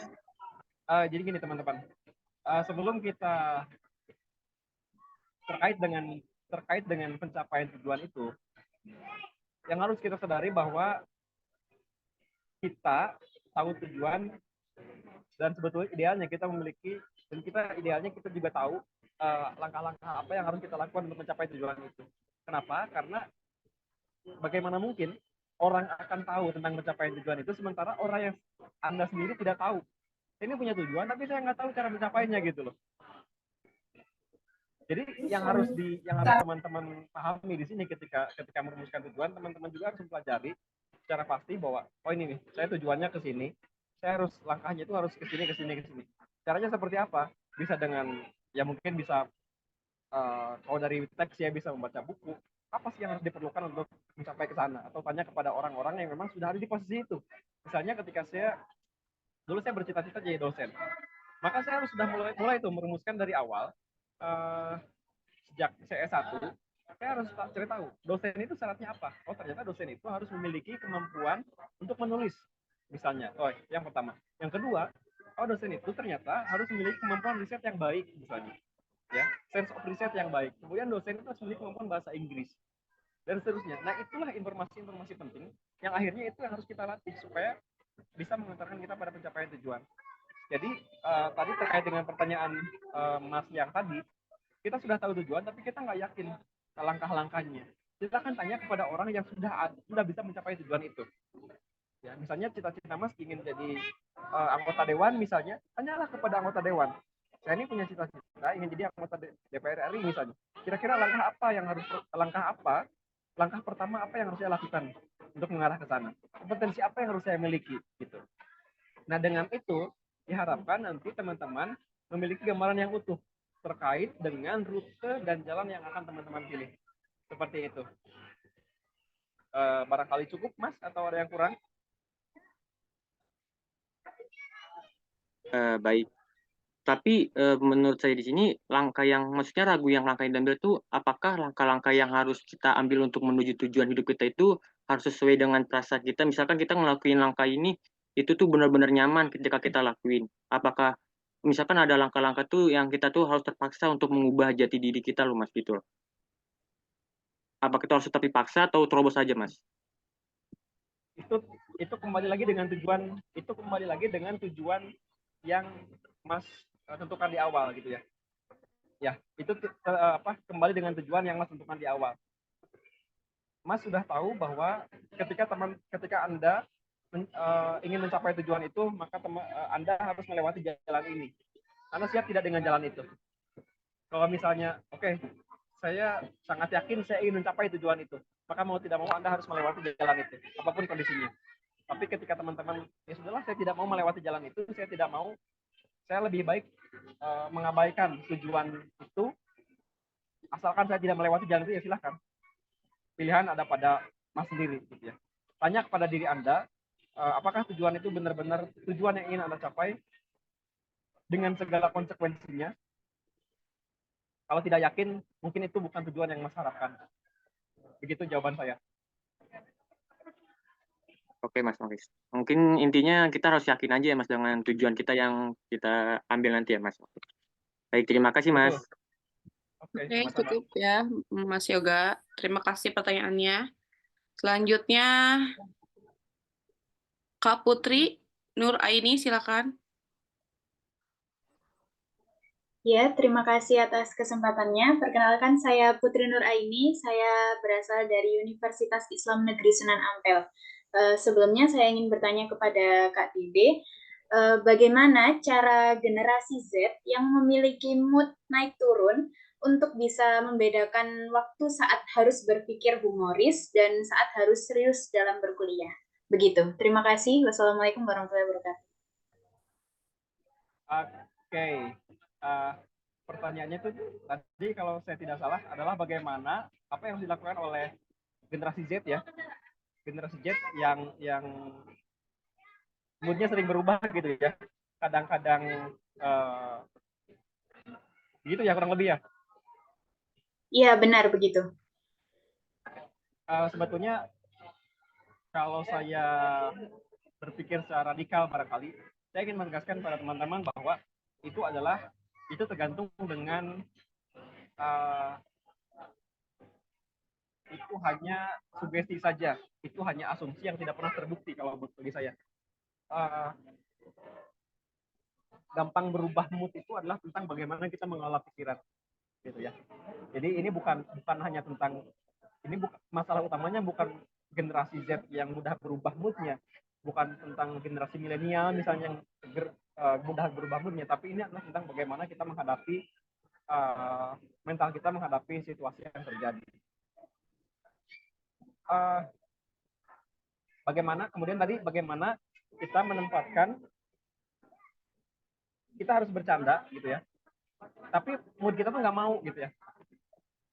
Itu sebetulnya itu tadi, kalau menurut saya itu adalah masalah pola pikir saja. Saya tanggal 20 Desember kemarin saya baru menyelesaikan sidang S3 saya, sidang promosi terbuka. Teman-teman saya yang datang sidang terbuka saya, mereka bingung kenapa tidak ada ekspresi tegang sama sekali dari wajah saya, dari raut wajah saya gitu.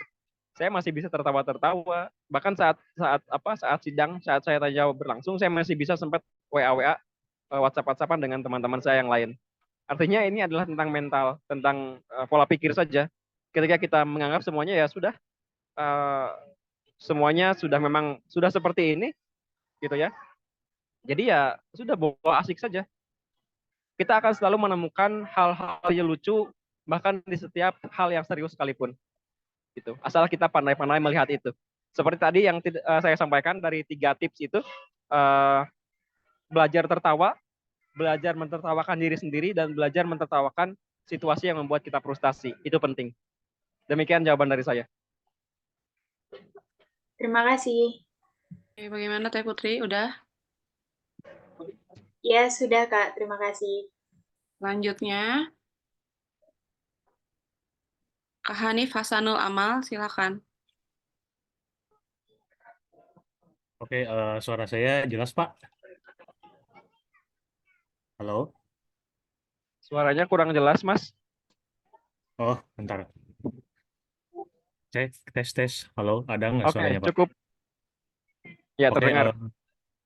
perkenalkan, nama saya Hanif Hasanul Amal, saya dari Universitas Telkom. Izin bertanya, Pak, dalam menghadapi tekanan akademis, apa sih strategi Bapak untuk menjaga kesehatan mental dan fisik agar tetap bahagia? Mungkin seperti itu, Pak. Oke, terima kasih. Begini, teman-teman, ketika saya memutuskan S3, saya perlu beri gambaran sedikit ya. S3 itu kita dihadapkan pada tugas-tugas yang banyak. Kuliahnya cuma 2 hari, tapi tugasnya tidak selesai dalam 1 minggu. Jadi tugasnya cuma 1 hari itu kuliah cuma 3, tapi satu tugasnya itu nggak bisa diselesaikan selama 2 hari. Butuh 5 hari dan seterusnya. Nah, yang harus kita lakukan pertama adalah tentu menemukan circle yang tepat. Ya, circle yang tepat itu penting. Jangan sampai kita bercanda dengan orang di sekitar kita tapi nggak nyambung, jadinya garing gitu. Jadi nggak enak banget. Jadi pertama usahakan temukan circle yang baik, yang saling mendukung, yang sama-sama asik, yang enjoy. Itu bisa memudahkan kita, bisa mereduksi tingkat stres yang kita hadapi.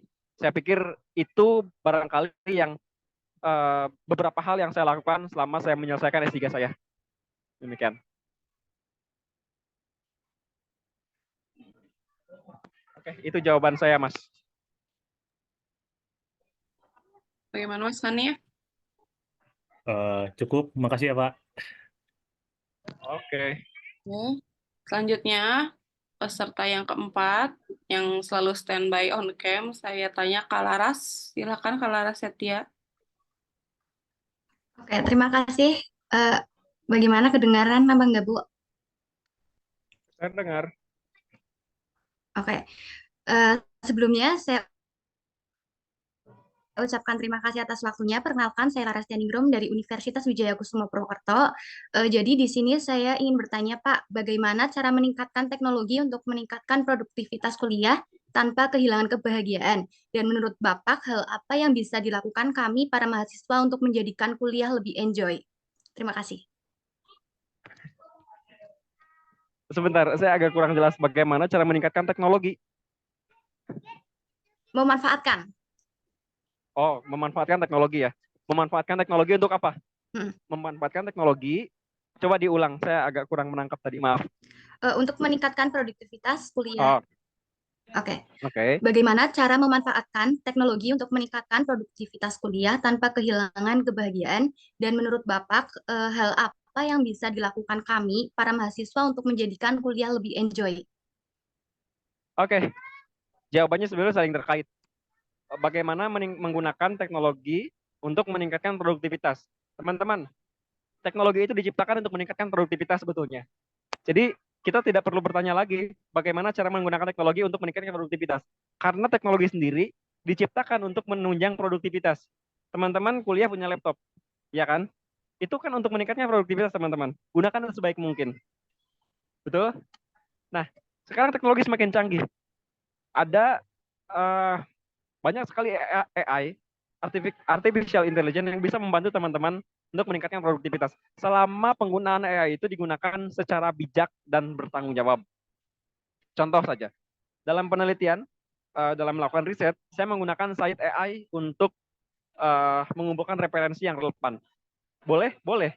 Apakah itu menunjang produktivitas? Tentu. Disertasi yang harusnya selesai, bab 4 disertasi saya yang idealnya selesai selama 3 bulan, bisa saya selesaikan 1 bulan hanya dengan bantuan AI. Tadi syaratnya cuma satu, bertanggung jawab, digunakan secara bijak dan bertanggung jawab. Seperti itu. Nah, kemudian bagaimana menggunakan teknologi dengan enjoy, gitu ya. Jadi sebetulnya banyak sekali ya. Kalau tolak ukurnya tadi dari Dan Becker itu kan, Dan Becker dan Cameron Stout, dia menjelaskan bahwa salah satu kualitas kebahagiaan yang 2 tertinggi itu adalah humor. Dengan teknologi, teman-teman sebenarnya bisa kuliah dengan lebih enjoy. Banyak sekali tayangan, saya jujur saja, setiap kali stres dengan tugas-tugas kuliah, itu saya selalu terhibur dengan video-video yang konyol barangkali ya, yang lucu, yang kocak dari TikTok, dari Instagram dan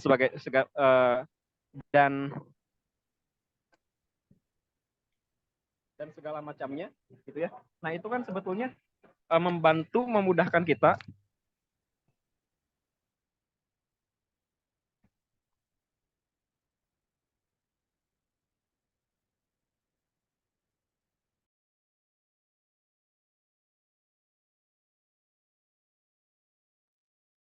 Sepertinya jaringan Pak Deddy Kurnia agak terganggu.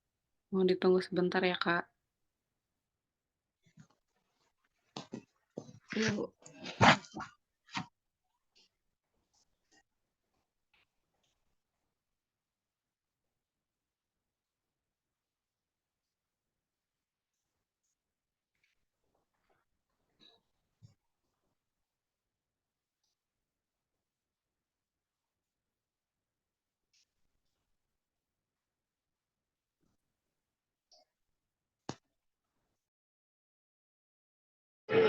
Halo, cek. Ya, Pak, silakan dilanjutkan. Cek. Terdengar? Terdengar, Pak. Oke, jadi kalau tadi saya lanjutkan pertanyaan dari yang tadi ya, dari penanya yang tadi, bagaimana menggunakan teknologi untuk suara saya terdengar nggak? Terdengar, Pak. Kalaras terdengar nggak? Terdengar ya? Terdengar, Bu. Oke, jadi salah satu cara, salah satu cara untuk memanfaatkan teknologi untuk apa namanya berkuliah dengan enjoy sebetulnya banyak cara. Kita bisa memanfaatkan teknologi yang sekarang sedang familiar gitu ya. Bisa dengan apa namanya tren TikTok dan segala macam lah yang bisa membuat kita tertawa. Karena tadi kan indikatornya jelas bahwa seperti yang dikatakan oleh Becker dan Kalian yang disampaikan oleh Dan Becker dan Kalian bahwa kualitas kebahagiaan kedua tertinggi itu adalah ya,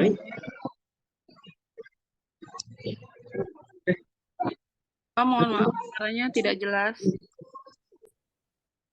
ya kualitas kebahagiaan tertinggi kedua itu adalah bagaimana kita memiliki selera humor yang baik.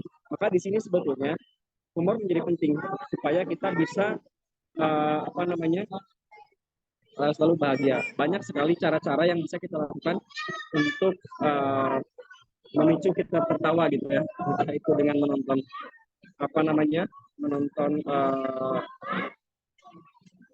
tayangan-tayangan yang lucu seperti itu di TikTok dan lain segala macamnya. Itu barangkali jawaban dari saya bagaimana meningkatkan produktivitas di bagaimana menggunakan teknologi untuk menunjang produktivitas dan bagaimana menggunakan teknologi untuk agar kita bisa bekerja dengan lebih enjoy. Itu barangkali jawabannya. Silakan saya kembalikan ke Ibu Moderator. Ya, mungkin ini pertanyaan dari peserta terakhir. Silakan Kak Vivi Visilia untuk bertanya. Terima kasih atas waktunya. Sebelumnya perkenalkan nama saya Visilia dari UIN Raden Masai Surakarta. Izin bertanya kepada Pak Dede. Kadang kan banyak mahasiswa yang pengen istilahnya lulus cepat gitu loh, Pak. Misalnya lulus 3,5 tahun gitu. Gimana tanggapan Bapak tentang hal tersebut? Ada nggak sih? Bisa diulangi, Mas? Mbak? Lulus cepat waktu itu bisa tercapai gitu. Terima kasih. Sorry, suaranya putus-putus, bisa diulangi nggak? Kak Vivi, boleh diulang? Oh iya.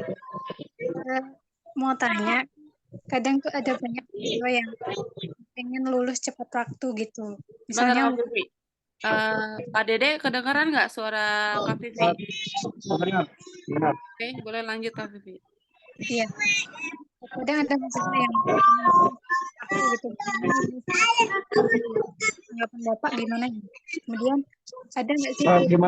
Gimana suaranya terputus lagi? Tadi banyak mahasiswa yang ingin lulus cepat, tapi gimana?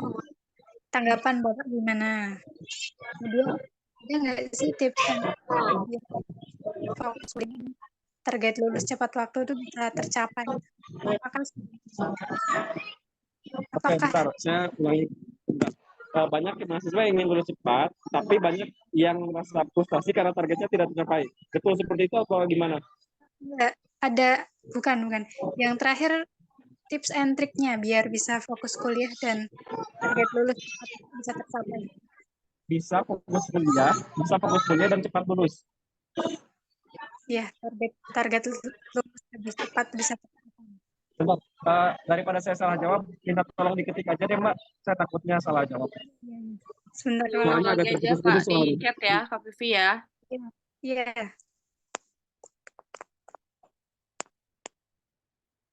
Sudah. Silakan Pak Dede, udah di chat.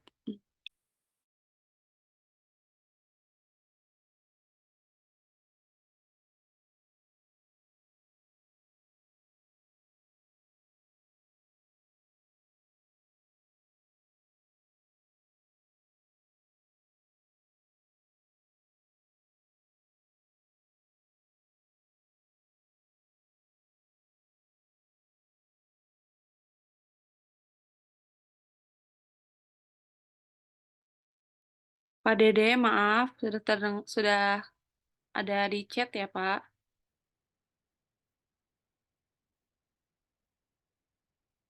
Oke, saya jawab ya. Tadi pertanyaannya adalah eh, bagaimana. Nah, kadang ada mahasiswa yang ingin cepat lulus.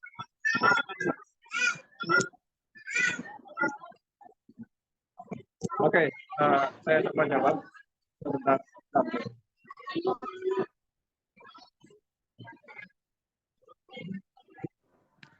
Oke, cek. Ya, tadi ada bertanya bagaimana caranya. Tadi ada apa namanya?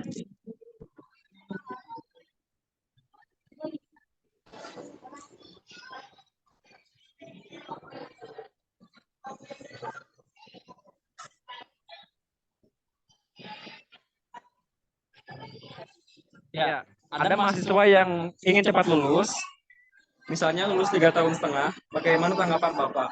Ada nggak sih tips dan trik biar bisa fokus kuliah dan target lulus cepat tercapai? Oke, sebetulnya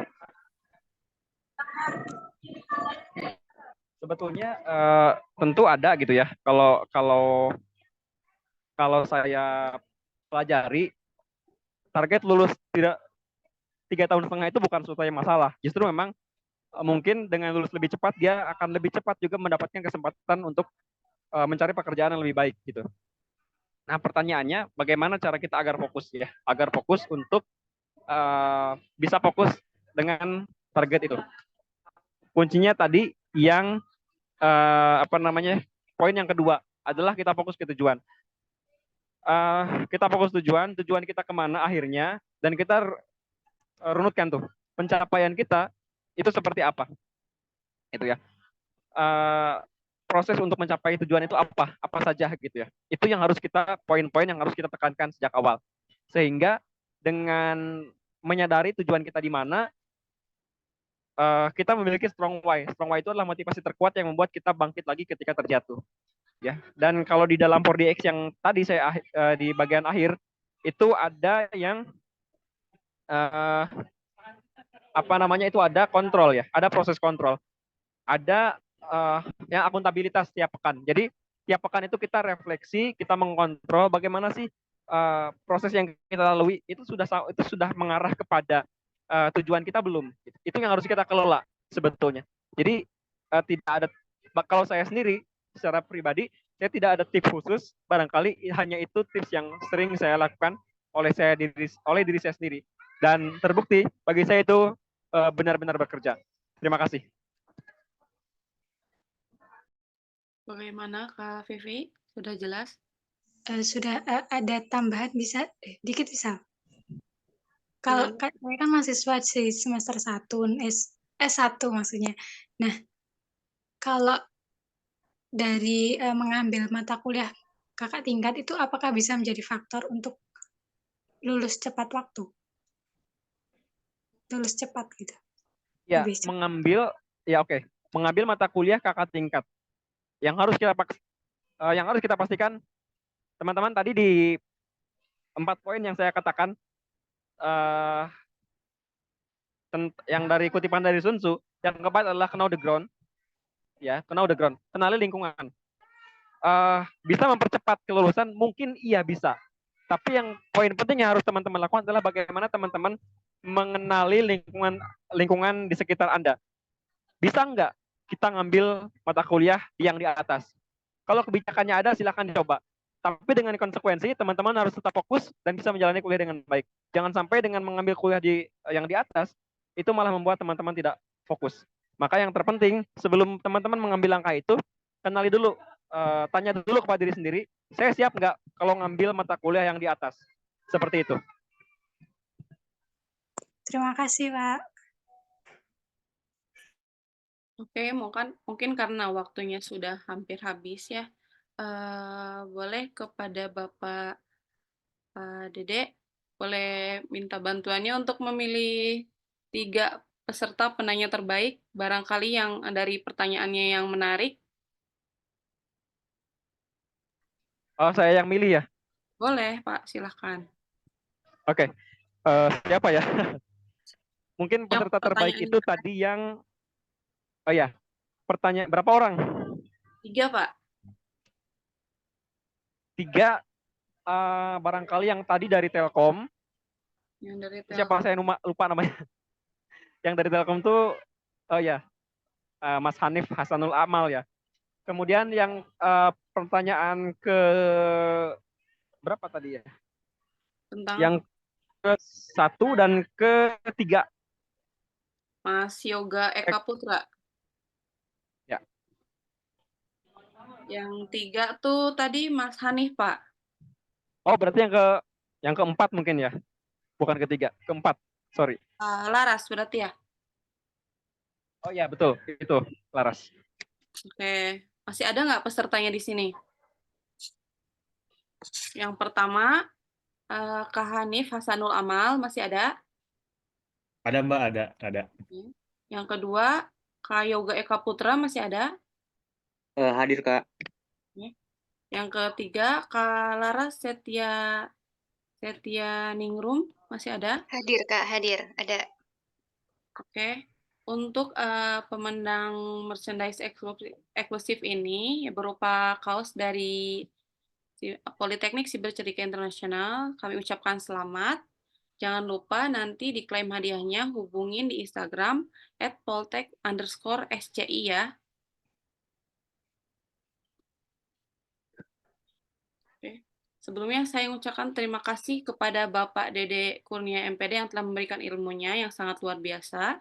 Insya Allah bermanfaat bagi kita semua. Alhamdulillah Oke, sama-sama. Terima kasih atas kesempatannya. Alhamdulillah, rangkaian acara webinar Lulus Kuliah Sambil Bercanda kali ini telah selesai. Semoga apa yang disampaikan oleh pemateri hari ini bisa bermanfaat sebagai pengetahuan dan kesadaran bagi kita semua agar lebih memotivasi dalam mencapai tujuan akhir kuliah dan menjadi mahasiswa. Kami ucapkan terima kasih banyak kepada Bapak Dr. Dede Kurnia MPD, para dosen-dosen yang telah hadir, dan para peserta yang sudah hadir berpartisipasi dalam webinar kali ini. Mohon maaf bila saya sebagai moderator ada salah-salah kata atau salah ucap dalam penyampaian. Saya sebagai moderator mohon izin. Wassalamualaikum warahmatullahi wabarakatuh. Waalaikumsalam warahmatullahi wabarakatuh. Waalaikumsalam warahmatullahi wabarakatuh. Waalaikumsalam warahmatullahi wabarakatuh. Waalaikumsalam warahmatullahi wabarakatuh. Waalaikumsalam warahmatullahi wabarakatuh. Waalaikumsalam warahmatullahi wabarakatuh.